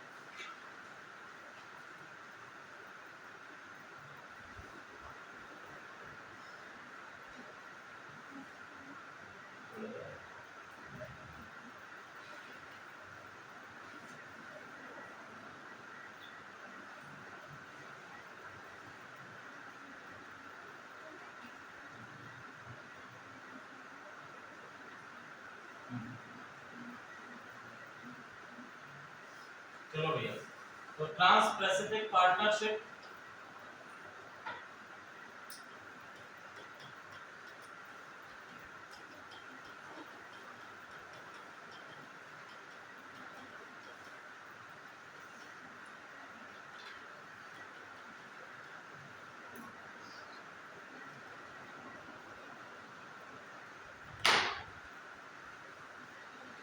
इसमें देखिए एक नया मेंबर सम्मिलित होने जा रहा है, ब्रिटेन। ठीक है, ब्रिटेन जो है ट्रांस पैसिफिक पार्टनरशिप का नया सदस्य बनने जा रहा है। बेसिकली पैसिफिक ओशियन के जो किनारे हैं, जो मार्जिन्स हैं, उसके आसपास जितनी भी कंट्रीज हैं, उन सभी कंट्रीज को हम लोग कहते हैं पैसिफिक रिम कंट्रीज। क्या कहते हैं? Pacific rim countries. Pacific ocean जो आप कहते हैं प्रशांत महासागर। ठीक है, तो प्रशांत महासागर के एजेस पर, प्रशांत महासागर के एजेस पर किनारे पर जो कंट्रीज हैं, साथ ही साथ प्रशांत महासागर में आने वाले आइलैंड्स। बेसिकली ये मैप जो है पूरा ऐसे घुमा हुआ है, आप उस तरीके से देखेंगे तो बीच में आपको डिफरेंट दिखाई देगा, लेकिन जब आप मैप को ऐसे घुमा के देखेंगे, जब आप पृथ्वी को ऐसे इस प्रकार से देखेंगे, तब आपको ये मैप मिलेगा। क्लियर है? तो इसमें आपके टोटल पार्टनरशिप में 12 कंट्रीज थे शुरुआत में, लेकिन आप जब डोनाल्ड ट्रंप सरकार में आते हैं, डोनाल्ड ट्रंप के आने से देखिएगा कि इसमें डोनाल्ड ट्रंप ने अमेरिका को इस पार्टनरशिप से बाहर कर दिया। कि बोले हम इस पार्टनर का सदस्य, इस पार्टनरशिप का सदस्य नहीं बनेंगे। ठीक है, 2017 में डोनाल्ड ट्रंप ने खुद को या अमेरिका को इस पार्टनरशिप से बाहर कर दिया। इसमें कितने मेंबर रह गए? 11 मेंबर रह गए। और 11 मेंबर के बाद अब ब्रिटेन जो है 12वां मेंबर बनने के लिए, सदस्यता इसकी ग्रहण करने के लिए एकदम तैयार है और सदस्य बन भी जाएगा। ठीक है, अभी वर्तमान समय में 11 कंट्रीज की बात करें तो कौन कौन सी हैं?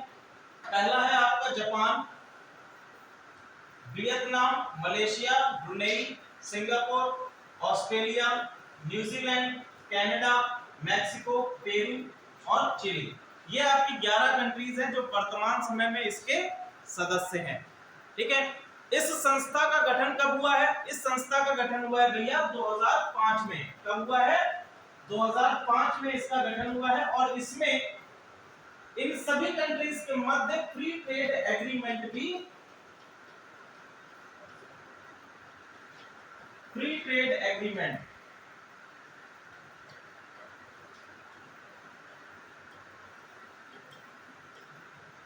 ठीक है, मुक्त व्यापार समझौता। मुक्त व्यापार समझौता क्या है भैया, बताओ?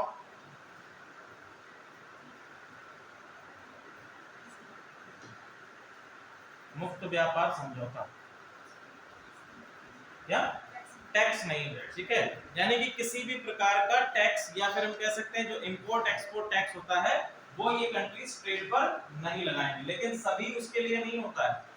फ्री ट्रेड एग्रीमेंट के अंतर्गत सभी कमोडिटीज के लिए टैक्सेस नहीं छोड़ा जाता है। कुछ ऐसी कमोडिटीज होती हैं जिनका हम एक्सपोर्ट कर रहे हैं, उन कमोडिटीज को मैक्सिमम कंट्रीज क्या करती हैं, उस पर कुछ ना कुछ टैरिफ लगाकर रखती हैं। अगर आप व्यापार में सभी कमोडिटीज को टैक्स फ्री कर देंगे तो फिर कमाएंगे कहां से? ठीक है, तो फ्री ट्रेड एग्रीमेंट के अंतर्गत ये ध्यान रखिएगा कुछ कमोडिटीज लिमिटेड होती हैं जिन पर फ्री ट्रेड किया जाता है। क्लियर है? चलो, 8 मार्च 2018 सैंटियागो चिली से इसको TPP-11 के नाम से जाना जाता है। 8 मार्च 2018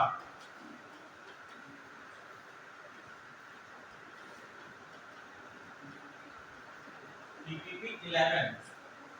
जब आपका अमेरिका इससे बाहर हो गया तो अमेरिका के बाहर होने के बाद इसको TPP-11 के नाम से जाना जाता है। 8 मार्च 2018 में मीटिंग कहां पर हुई है? Santiago Chile. अब इसकी महत्वपूर्णता क्या है, यह हमारे लिए क्यों इंपॉर्टेंट है? ठीक है, सबसे पहला कि ये जो आपका क्षेत्र है हिंद महासागर हिंद प्रशांत क्षेत्र, जो आपका इंडो पैसिफिक रीजन है, इंडो पैसिफिक रीजन,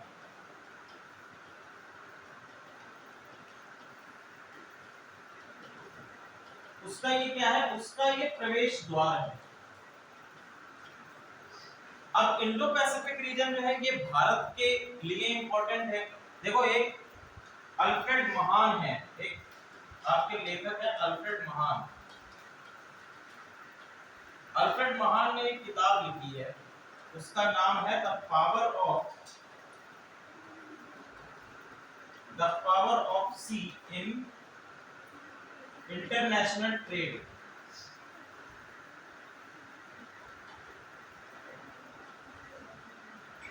उनकी किताब क्या है? The power of sea in international trade. कि सी यानी समुद्र की ताकत किसमें? अंतरराष्ट्रीय व्यापार में।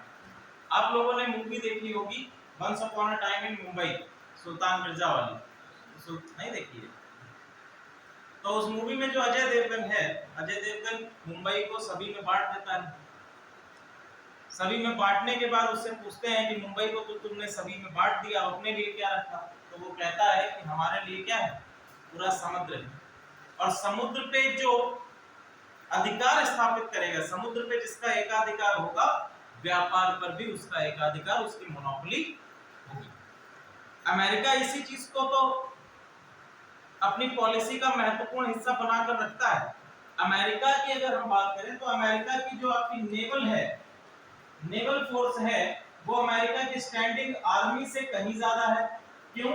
क्योंकि अमेरिका क्या करना चाहता है, समुद्र या फिर जितने भी आपके ट्रेड रूट्स हैं, देखो भैया अगर आपको सस्टेन करना है खुद को इंटरनेशनल पॉलिटिक्स में, तो आपको इंटरनेशनल पॉलिटिक्स में सस्टेन करने के लिए इंटरनेशनल ट्रेड रिलेशंस भी स्टैब्लिश करने होंगे, क्योंकि तभी तो आप अपने आप को इकोनॉमिकली सस्टेन कर पाएंगे, और इकोनॉमिकली सस्टेन जब आप होंगे तो आपके ट्रेड रिलेशंस और अधिक मजबूत होंगे, आपकी इकोनॉमी, आपकी जो जीडीपी है उसका साइज बढ़ेगा।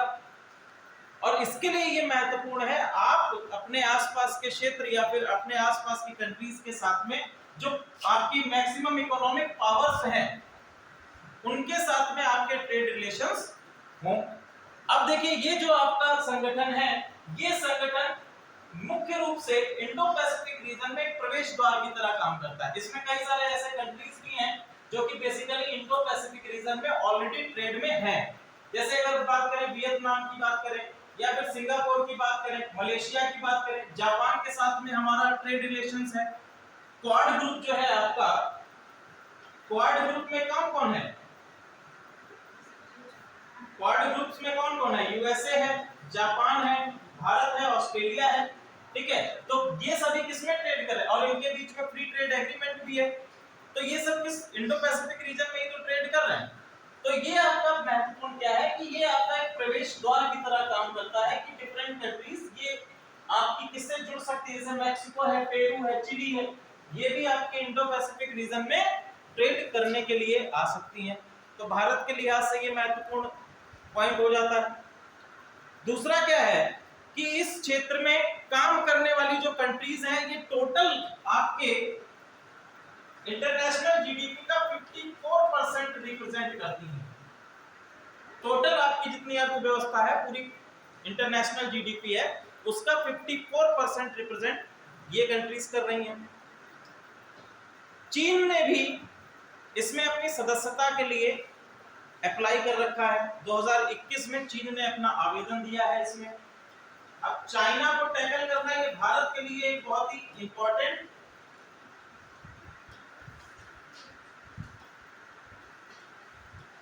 चाइना के प्रभुत्व को हिंद महासागर में टैकल करना भारत के लिए हमेशा स्ट्रेटेजिक रूप से इंपॉर्टेंट रहा है।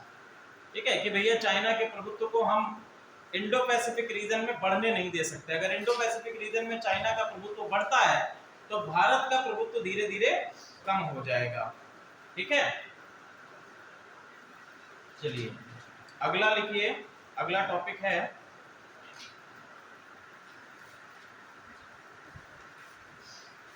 संयुक्त राष्ट्र सांख्यिकी आयोग।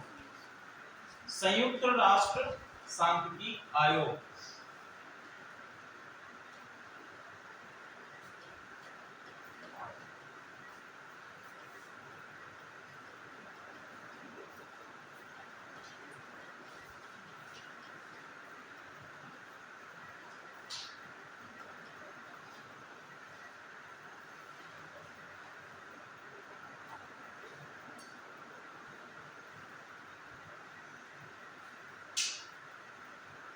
इसमें नया डेवलपमेंट कौन सा हुआ है बताओ, किसी को ये सूचना मिली?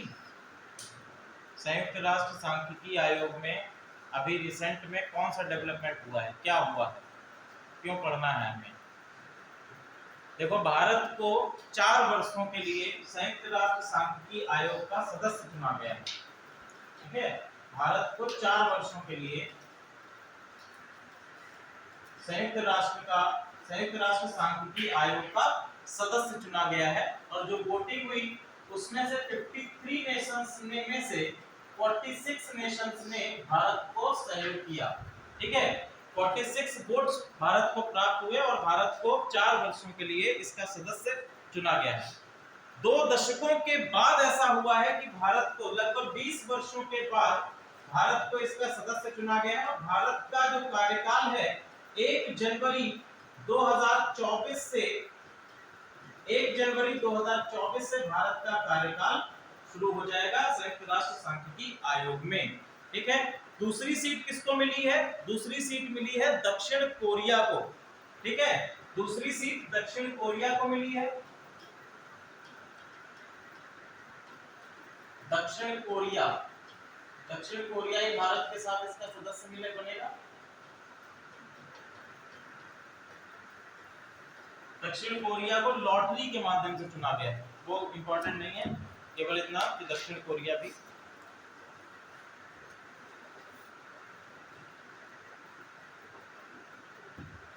क्लियर है। तो अब बात करेंगे कि भैया संयुक्त राष्ट्र सांख्यिकी आयोग क्या है। संयुक्त राष्ट्र सांख्यिकी आयोग संयुक्त राष्ट्र संघ का ही एक उपागम है। 1947 में इसको फॉर्म किया गया था। इसके साथ साथ इसमें टोटल 24 सदस्य राष्ट्र रहते हैं, ठीक है।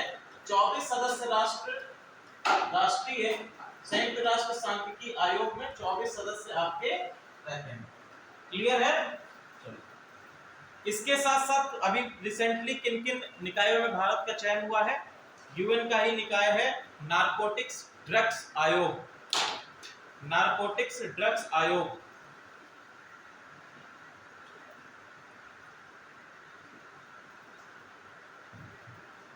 नारकोटिक्स ड्रग्स आयोग, इसमें टोटल सदस्य राष्ट्रों की संख्या है 21।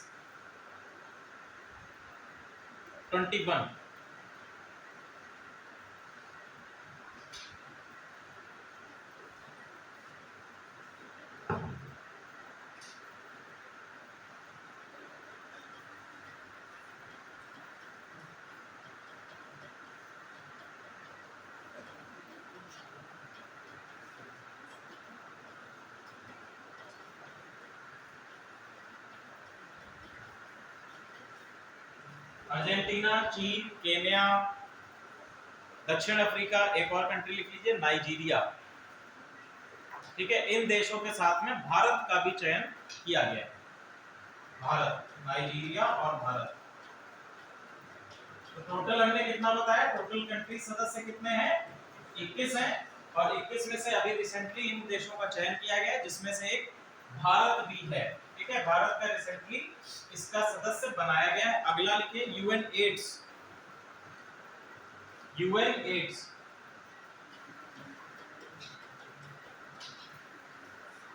ठीक है। तो यूनाइटेड नेशंस का ही एक कार्यक्रम है। यूनाइटेड नेशंस ने एड्स, एचआईवी जैसी बीमारियों को निपटने के लिए एक कार्यक्रम चलाया गया है। भारत को इस कार्यक्रम का सदस्य वर्तमान समय में बनाया गया है। बेसिकली ये कार्यक्रम जो है एशिया पैसिफिक रीजन में, एशिया प्रशांत क्षेत्र में एड्स या एचआईवी के उन्मूलन के लिए चलाया जा रहा है। किसके द्वारा चलाया जा रहा है, यूएन के द्वारा चलाया गया है। और रिसेंटली इसको भारत की सदस्यता प्रदान की गई है। भारत के साथ दूसरा एक और कंट्री है कंबोडिया, ठीक है। भारत और कंबोडिया को इसकी सदस्यता रिसेंटली अभी वर्तमान समय में प्रदान की गई है। क्लियर है। चलो अगला टॉपिक है हमारा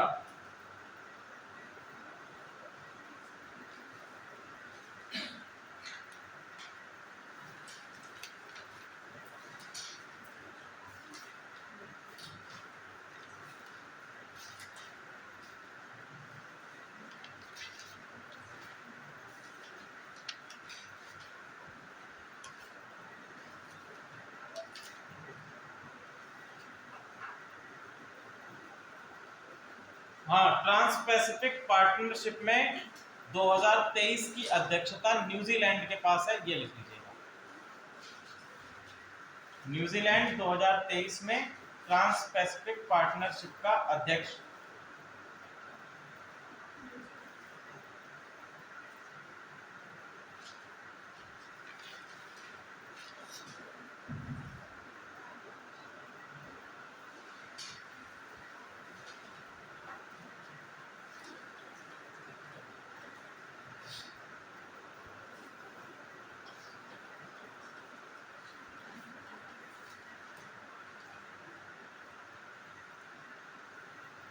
अगला हमारा टॉपिक है चीन ताइवान संघर्ष।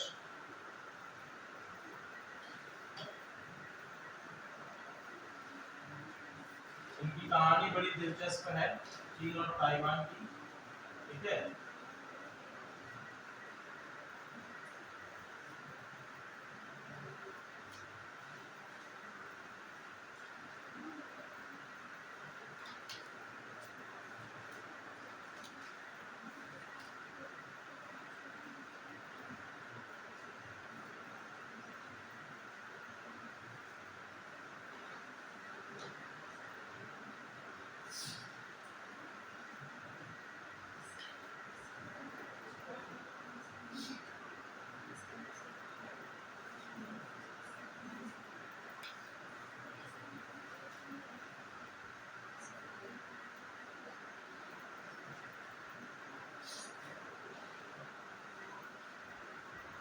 देखो कुछ समय पहले भी विवाद उठा था और अभी हाल ही में ये विवाद उठा है।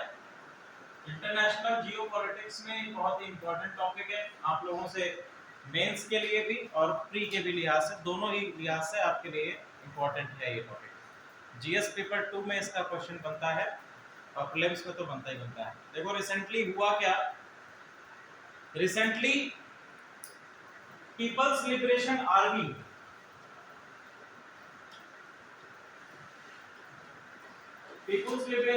किसकी है भैया? चाइना की है, जिसको रेड आर्मी के नाम से जाना जाता है।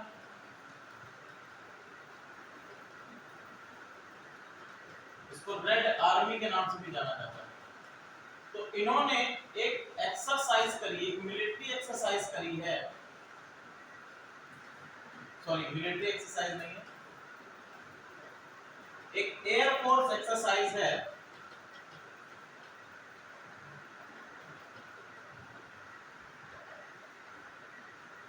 जिसका नाम है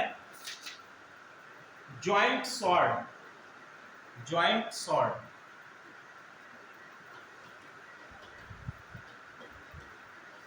जॉइंट स्वॉर्ड नाम की एक एक्सरसाइज करी है। कहां पर कर दी? ताइवान के वायु रक्षा क्षेत्र में। वायु रक्षा क्षेत्र में इन्होंने क्या करी है? एक जॉइंट स्वॉर्ड एक्सरसाइज करी। ठीक है, अब देखो ये इन्होंने पहली चीज तो इसका बैकग्राउंड क्या है, इन्होंने करा क्यों है? तो एक चाइना की पॉलिसी है जिसको हम क्या कहते हैं? One China policy. क्या है? One China policy. ये इशू देखो पहले भी उठा था कुछ समय पहले, लगभग जब आपका यूक्रेन वॉर शुरू हुआ, रशिया यूक्रेन वॉर शुरू हुआ, तो रशिया यूक्रेन वॉर के बाद यूएस ने ये बात करी कि यदि चाइना भी ताइवान के साथ में वही करने का प्रयास करेगा जो कि रशिया ने यूक्रेन के साथ किया है, तो ताइवान के साथ में यूएस इज देयर। ठीक है, कि हम बिल्कुल सॉलिड रॉक की तरह अटल रहेंगे कि हम यूएस आपके ताइवान का साथ देंगे। ताइवान की लोकेशन देखो ये है, ठीक है, साउथ चाइना सी में यहां पर। अब देखो भैया इसका हिस्टोरिकल बैकग्राउंड कहां से निकल गया था, ये ताइवान बना कैसे और क्या चीजें हैं।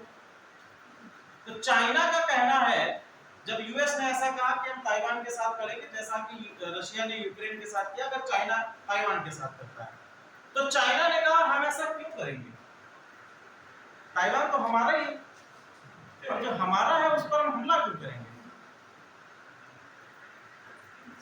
चाइना ने कहा भैया रशिया यूक्रेन के साथ कर रहा है वो अलग चीज है, उनका अलग कॉन्फ्लिक्ट है, क्योंकि वो लोग कहते हैं कि हमारा है नहीं, ताइवान तो हमारा ही है। हमारी वन चाइना पॉलिसी तो यही कहती है कि ताइवान हमारा क्षेत्र है तो उस पर हम हमला क्यों करेंगे। और जबकि ताइवान का कहना है कि भैया कि ये पूरा रीजन जो है ये ताइवान का है। ताइवान क्या कहता है कि देखो छोटा सा है, ये कहता है कि ये जो पूरा रीजन है ये तो हमारा ही है। तो इसकी कहानी शुरू कहां से होती है? इसकी कहानी देखो शुरू होती है 1611 से। 1611 से लगभग 19वीं शताब्दी तक, 1611 तक ही एक क्विंग डिनेस्टी है जो कि रूल कर रही है कहां पर? क्विंग डिनेस्टी आपकी रूल कर रही है चाइना में। ठीक है, जिनका पॉलिटिकल सेंटर है आपका बीजिंग। जिनका पॉलिटिकल सेंटर क्या है? बीजिंग है। यहां पर आपकी क्विंग डिनेस्टी है। और हमने इतिहास में देखा है कि कोई डिनेस्टी अगर सेंट्रल लेवल पे एस्टैब्लिश होती है और जब उसका पतन होने लगता है तो क्या होता है? डिसेंट्रलाइजेशन या विकेंद्रीकरण होने लगता है। क्या होने लगता है? विकेंद्रीकरण होने लगता है। और विकेंद्रीकरण के साथ नई रियासतें या छोटे छोटे पार्ट्स में ये बंटने लगते हैं। ठीक है,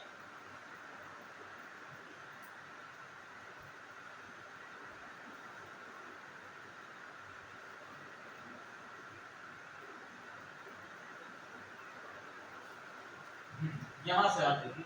तो इसी प्रकार से जब हमारी, अरे यार टॉपिक कंप्लीट करना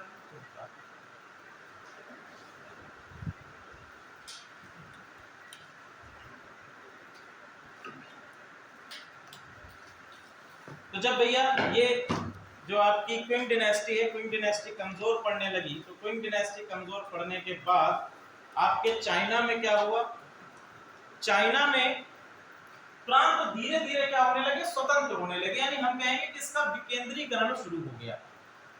अब विकेंद्रीकरण शुरू होने के बाद धीरे धीरे दूसरी तरफ बैठा था जापान, ये वाला, ये जो है जापान।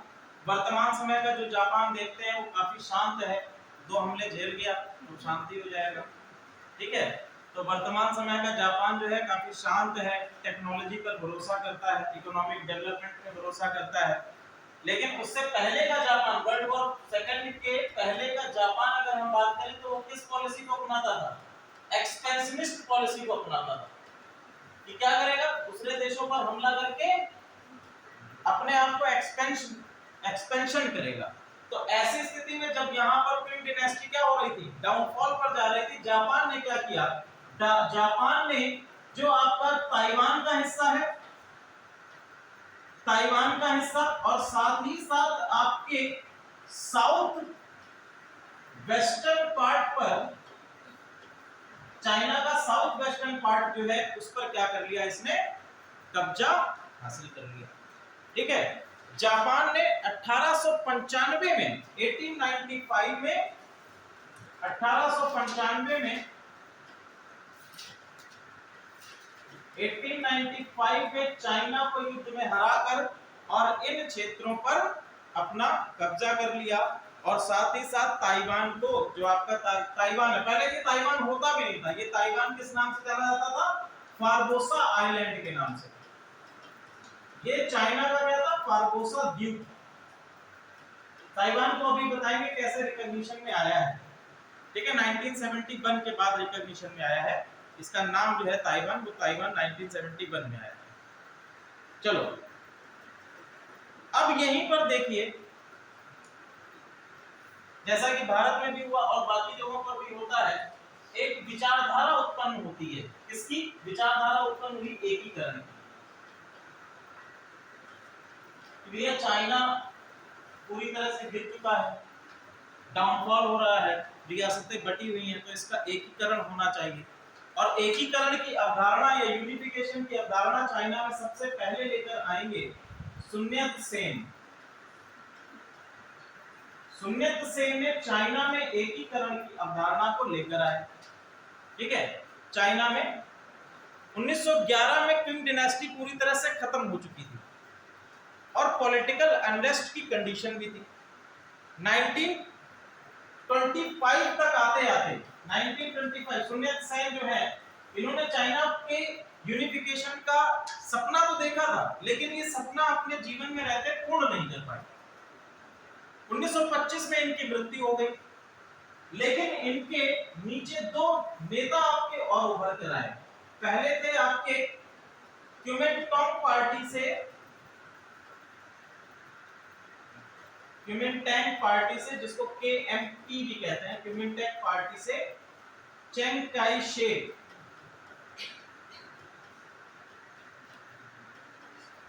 चेंग काई शेक, और दूसरे आपके नेशनलिस्ट पार्टी से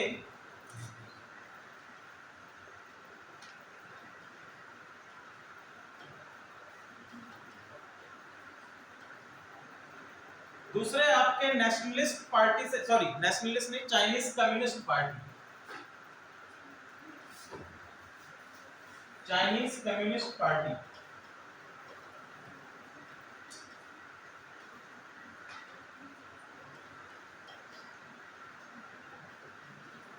चाइनीज कम्युनिस्ट पार्टी से है माओ जेडोंग,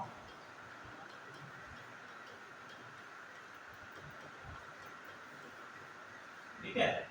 चेंग काई शेक और माओ जेडोंग, ये 2 आपके लीडर्स हैं जिन्होंने कहा कि हम चाइना को यूनिफाई करने का प्रयास करेंगे, चाइना को एकीकरण करने का प्रयास करेंगे।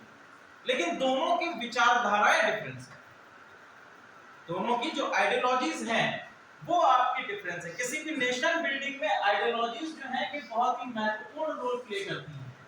अब बात करें कि इन दोनों की विचारधाराएं हैं क्या, तो चेंग काई शेक की बात करें तो चेंग काई शेक ये चाहते थे कि जो आपके वेस्टर्न कंट्रीज हैं, वेस्टर्न कंट्रीज, या हम कह सकते हैं कि जो आपके लिबरल नेशंस हैं, इनका जो डेमोक्रेटिक पैटर्न है डेमोक्रेटिक पैटर्न, उसके बेसिस पर ही हम क्या करेंगे, अपने यहाँ सरकार का निर्माण करेंगे। और दूसरी चीज इन्होंने कही कि हम लोगों को राइट्स प्रदान करेंगे, या हम जो आप अभी यूएस में देखते हैं, जो कि आप यूरोपियन कंट्रीज में देखते हैं, जो वेस्टर्न कंट्रीज है, लिबरल कंट्रीज है, जहां पर डेमोक्रेसी की अवधारणा शुरुआत में आई, तो वो मॉडल इन्होंने कहा कि हम चाइना में लागू करेंगे। माओ जेडोंग ने कहा नहीं, ऐसा नहीं है। माओ जेडोंग ने कहा कि हम क्या करेंगे, हम कम्युनिस्ट बेसिस पर, या हम कहेंगे कि हम समाजवादी संस्थापना या कम्युनिस्ट बेसिस पर अपने शासन को लागू करेंगे, कम्युनिज्म। तो कम्युनिस्ट के बेसिस पर इन्होंने कहा कि अब ये देखो, कम्युनिस्ट की बात आई तो बोले अच्छा कार्ल मार्क्स। कम्युनिज्म की बात आई तो उन्होंने कहा कि भैया क्या कार्ल मार्क्स की तरह, जैसा कार्ल मार्क्स ने कहा था वैसा शासन आप लागू करेंगे? तो बोले नहीं। कार्ल मार्क्स कहां से भैया संबंधित है? कार्ल मार्क्स का जन्म हुआ प्रशिया में। प्रशिया कहां पर है? यूरोप में। और यूरोप में कंडीशंस क्या थी? यूरोप में कार्ल मार्क्स के समय में जो समस्याएं थी वो बेसिकली किसकी थी? मजदूरों की थी या इंडस्ट्रियल वर्कर्स की थी, जो इंडस्ट्रीज में काम कर रहे हैं, इंडस्ट्रियल वर्कर्स जो हैं उनकी समस्याएं थी। और उसके बारे में कार्ल मार्क्स ने लिखा दास कैपिटल में। Das Kapital basically Karl Marx के द्वारा लिखी नहीं गई। दास कैपिटल क्या है कि कार्ल मार्क्स के जो डिफरेंट आर्टिकल्स रहे हैं, आर्टिकल्स का संकलन किया और उसको किताब का नाम दे दिया गया दास कैपिटल। तो नाम लिख लीजिए कार्ल मार्क्स की, क्या है वो? दास कैपिटल है। तो उन्होंने कहा कि देखो भैया वहां समस्या डिफरेंस थी, हमारे यहाँ डिफरेंट समस्या है। हमारे यहाँ क्या है कि हमारे यहाँ प्रॉब्लम है किसानों की, हमारे यहाँ प्रॉब्लम किसानों की, और किसानों की प्रॉब्लम मजदूरों की प्रॉब्लम से डिफरेंट होती। वहां प्रॉब्लम क्या थी कि उनको काम करने के घंटे नहीं मिल रहे थे, उनको रोजगार अगर घंटे काम करने के घंटे ज्यादा हैं, साथ ही साथ उनको जो वेजेस दिए जा रहे हैं उनकी भी कम है, वेजेस उनको पर्याप्त नहीं दिए जा रहे जिससे उनका जीविकोपार्जन हो सके, उनकी समस्या ये थी। दूसरी चीज ये क्या थे, इनके पास कृषि नहीं है, खेती नहीं है, ठीक है। तो अगर इनको काम से निकाल दिया जाएगा तो फिर ये क्या करेंगे जैसे, जबकि किसानों के पास अभी अपनी जमीनें हैं, हमें उसको देखना है और शोषण को रोकना है। क्या बेसिकली क्या है कि हमें शोषण को रोकना है। अब देखो इनका कहना था कि शोषण को रोकना है, तो शोषण को रोकने के लिए क्या दिए जाने चाहिए? अधिकार दिए जाने चाहिए। अगर आप शोषण को रोकना चाहते हैं तो आप अधिकार दे दीजिए, तो अधिकार देने से शोषण क्या होगा? कम हो जाएगा, समानता आएगी। तो बोले नहीं, ये तो वैसे भी शोषण का मॉडल है। इन्होंने कहा ये जो मॉडल है, जो वेस्टर्न मॉडल है डेमोक्रेसी का, ये तो एक शोषण का मॉडल है। और शोषण का मॉडल कैसे बताया? तो बोले देखो यहां पर क्या है, इकोनॉमिक डिवीजन है, अधिकार तो है लेकिन अभी भी क्या है, इकोनॉमिक डिवीजन है। जो अमीर हैं वो और अमीर होते जा रहे हैं, जो गरीब हैं वो और गरीब होते जा रहे हैं। पूंजीवादी व्यवस्था की बात, पूंजीवादी अर्थव्यवस्था में ये तो होता है, ठीक है। तो उन्होंने कहा कि भैया यहाँ तो क्या है, इकोनॉमिक डिवीजन है। और जबकि इकोनॉमिक डिवीजन हम चाइना में नहीं चाहते, सभी को क्या करेंगे, समान अधिकार प्राप्त करें। संसाधनों का होल्ड किसके पास रहेगा? स्टेट के पास रहेगा, राज्य के पास रहेगा, हम सबको समान अधिकार देंगे। तो ये दोनों के अंतर्गत क्या है, विचारधाराओं में अंतर्गत है। क्लियर है? अब देखो अमेरिका क्या करता है। अमेरिका ने कहा कि अमेरिका ये नहीं चाहता था कि कम्युनिस्ट या कम्युनिज्म जैसी और कंट्रीज है, रशिया पहले से ही उसका एक उदाहरण बना हुआ था। और रशिया सपोर्ट किसको करेगा? माओ जेडोंग को करेगा, कहेगा कि भैया हमारी विचारधारा जैसी और कंट्रीज पनपे। यूएस किसको सपोर्ट करेगा? यूएस आपका लिबरल डेमोक्रेटिक को सपोर्ट करेगा कि भैया अब क्या है कि हम कम्युनिज्म को सपोर्ट नहीं करेंगे। तो यूएस ने इनको सपोर्ट करना प्रारंभ कर दिया और यूएस ने इनको वित्तीय सहायता भी प्रदान कर दी, फाइनेंस भी इनको कर रहा है, वित्तीय सहायता भी प्रदान कर दी। किसको प्रदान करी? केएमटी को या चेंकाई शेक को वित्तीय सहायता करना प्रारंभ कर दिया जो है माओ जेडोंग। तो दो पार्टी आपकी हो गई, दोनों पार्टी किसके बेसिस पर है? विचारधाराओं के बेसिस पर है। इनकी विचारधाराएं अलग अलग हैं, दृष्टिकोण अलग अलग हैं, ठीक है। चलो आगे हम लोग बात करते हैं फिर जापान एक कार्य करता है, अगला कार्य जापान क्या करता है 1921 में, 1921 में जो आपका चाइना का मंचूरिया वाला पार्ट है, चाइना का मंचूरिया वाला पार्ट कौन सा है, चाइना का मंचूरिया वाला पार्ट है भैया ये, ठीक है।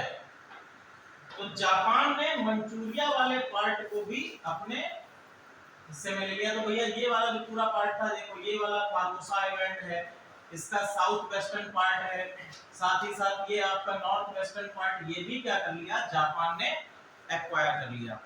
इसके बाद अगला आता है कायरो डिक्लेरेशन। लिखिए कायरो डिक्लेरेशन, दिसंबर 1928, कायरो घोषणा पत्र।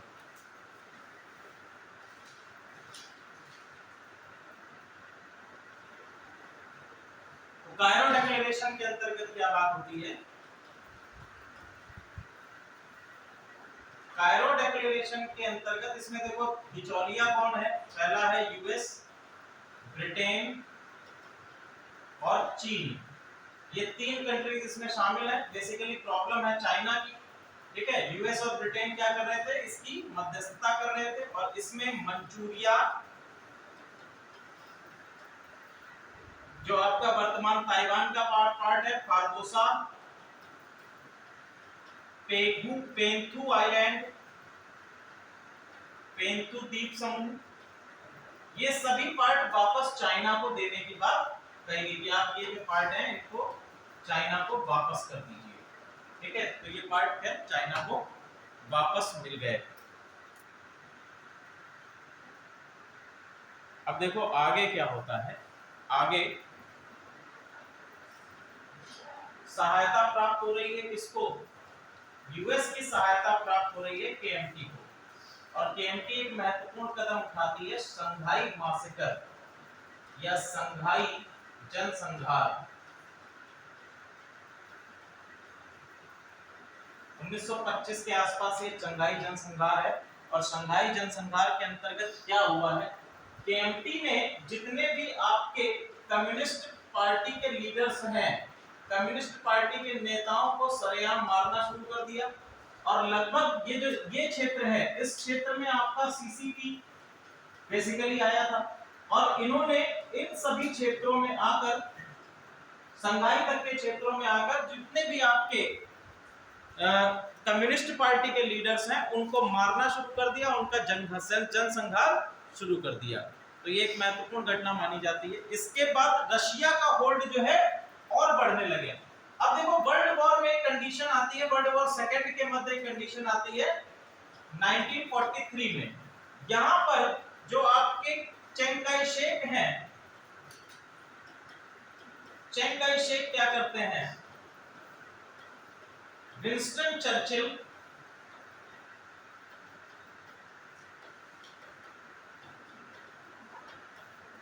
और उस समय फ्रैंकलिन रूजवेल्ट, फ्रैंकलिन रूजवेल्ट कौन है,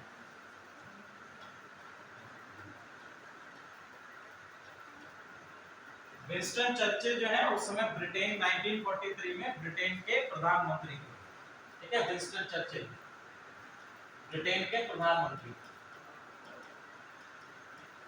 और फ्रैंकलिन रूजवेल्ट जो है ये उस समय अमेरिका के राष्ट्रपति थे। तो इन दोनों के साथ में इन्होंने मीटिंग करी कि आओ भैया हमारी सहायता करिए यहाँ पर हमें स्टैब्लिश होने के लिए, क्लियर है।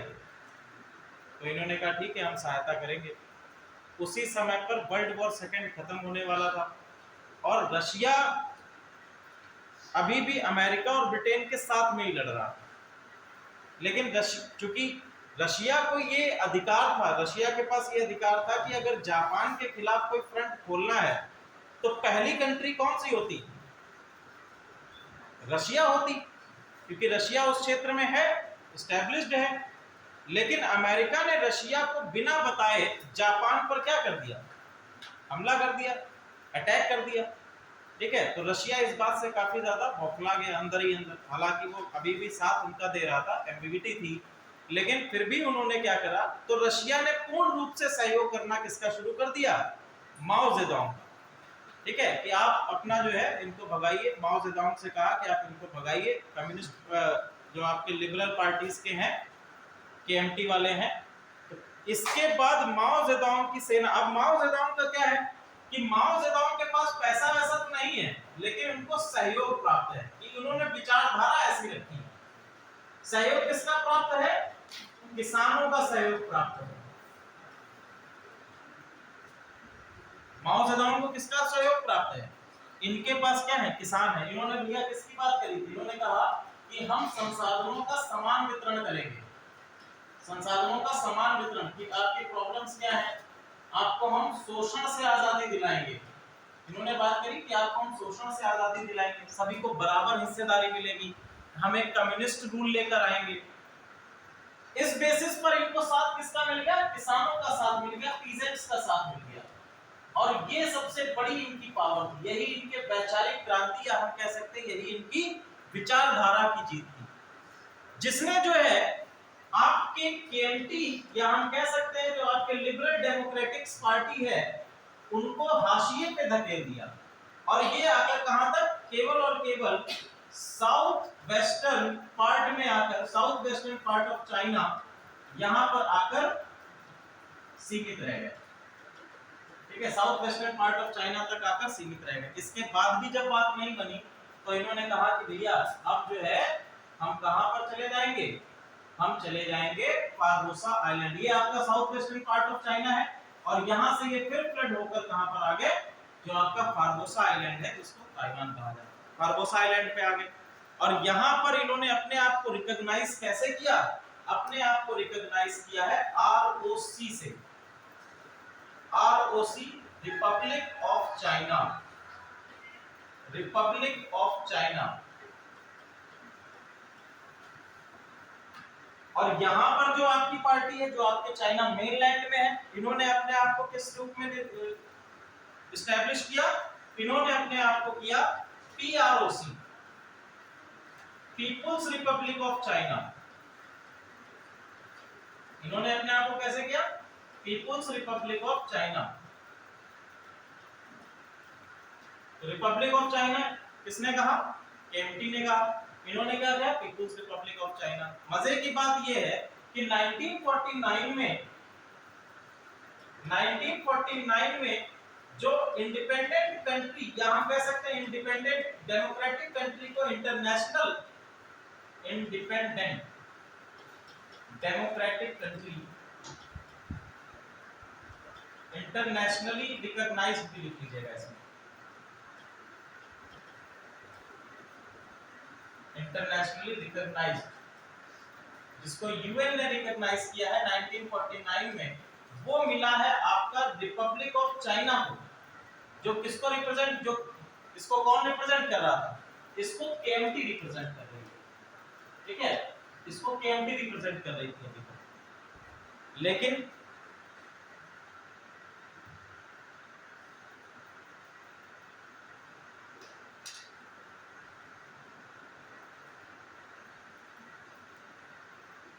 नाइनटीन 1971 में क्या होता है? अगला जो डेवलपमेंट आया वो आया आपका 1971 में। 1971 तक ऐसा चलता रहा। अब देखो माओ जेडोंग कहां पर? मेनलैंड में अभी भी है, बड़ा चाइना जो है उसमें है। ठीक है, और ये कहां तक आ चुके हैं? ये आ चुके हैं ताइवान के क्षेत्र में, और राजधानी इन्होंने अपनी बना ली है। 5 मिनट होते तो खत्म होने वाला है। ठीक है, इन्होंने राजधानी अपनी बना ली है ताइपी। ठीक है, ताइपे जो है अभी भी वर्तमान समय में भी ताइवान की राजधानी है। 1971 के मध्य में, 1971 में क्या हुआ कि यूएन ने रिकॉग्निशन वापस ले ली आरओसी से, और ये रिकॉग्निशन किसको दे दी? मेनलैंड चाइना जो है पीआरओसी, उसको दे दी कि आप क्या हो? आप एक रिकॉग्नाइज्ड कंट्री हो। ठीक है, अब देखो भैया, ये चाइना जो मेनलैंड चाइना है, वर्तमान समय में यूएन का भी एक परमानेंट मेंबर है। यूएन के सिक्योरिटी काउंसिल है, उसका एक परमानेंट मेंबर है। साथ ही साथ जो ये समय है, अब देखो छोटा सा कंट्री जो आपका ताइवान का क्षेत्र है, इसके साथ में आप व्यापारिक संबंध एस्टैब्लिश नहीं कर सकते थे। दूसरी चीज क्या है? दूसरा चीज ये कि जब भारत आजाद हुआ, भारत के दृष्टिकोण से अगर हम देखें तो भारत का दोस्त कौन था? रूस। ठीक है, भारत की आजादी के बाद रशिया ने तो भारत को सपोर्ट किया। ठीक है, अब भारत का भी ये कर्तव्य था कि वो किसको सपोर्ट करे? जो आपका चाइना है। यही तो होता है कि दोस्त का दोस्त क्या है? हमारा दोस्त हो जाएगा। तो चाइना ने भैया इन्होंने कहा कि हाँ भाई और क्या, ये मेनलैंड चाइना जो यही चाइना है, इसको रिकॉग्निशन मिलनी चाहिए। और लग भी रहा था, तो 1971 में रिकॉग्निशन मिलती है। तो इस प्रकार से जियोपॉलिटिक्स जो आपकी चेंज हो गई, केएमटी जो है हाशिए पर चली गई। क्लियर है? अब इनके पास से जो आपकी यूएन की सदस्यता है वो भी छिन गई। आज भी यूएस ने अपनी एक भी असेंबली, सॉरी, अपना एक भी एम्बेसी, यूएस की एक भी एम्बेसी अभी भी कहां पर नहीं है? ताइवान में नहीं है। There is no US assembly in Taiwan. Taiwan में यूएस की एम्बेसी नहीं है, सॉरी, असेंबली नहीं, एम्बेसी, जो आपका दूतावास होता है। ठीक है, आप देखते होंगे कि जितनी भी इंटरनेशनली रिकॉग्नाइज्ड कंट्रीज हैं उनमें अदर कंट्रीज के दूतावास होते हैं, एम्बेसीज होती हैं। ठीक है, तो ताइवान में यूएस की कोई भी एम्बेसी नहीं है। ओके,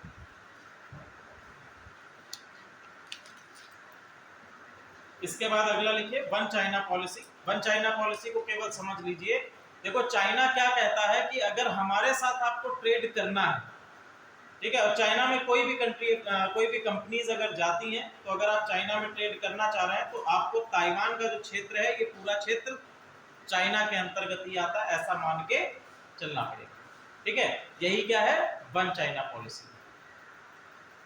भारत के साथ में 2-3 इशू चाइना के हो चुके हैं, जैसे आपका एक डोकलाम इशू है, गालवान इशू है, और अरुणाचल प्रदेश साइड का जो इशू है।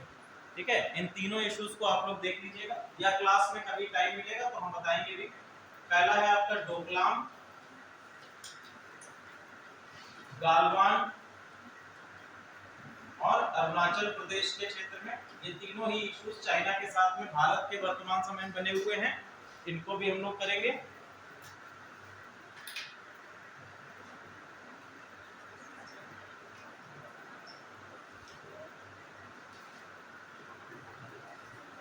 ताइवान के बारे में और अगर हम लोग बात करें, ताइवान जो है, ताइवान ऐसा नहीं छोटा सा कंट्री है तो उसकी कोई वो नहीं है। ताइवान जो है सेमीकंडक्टर के मामले में सबसे बड़ा उत्पादक है। सेमीकंडक्टर का सबसे बड़ा उत्पादक है अंतरराष्ट्रीय स्तर पर। ठीक है, और अंतरराष्ट्रीय स्तर पर 60% सेमीकंडक्टर चिप्स जो हैं वो ताइवान से उत्पादन होता है, 60%। ठीक है, अब चलिए नेक्स्ट क्लास में हम लोग बात करेंगे जो भी चीजें हैं। संडे को आप लोगों की क्लास होगी, एक सैटरडे को भी है और संडे को आपकी क्लास है सी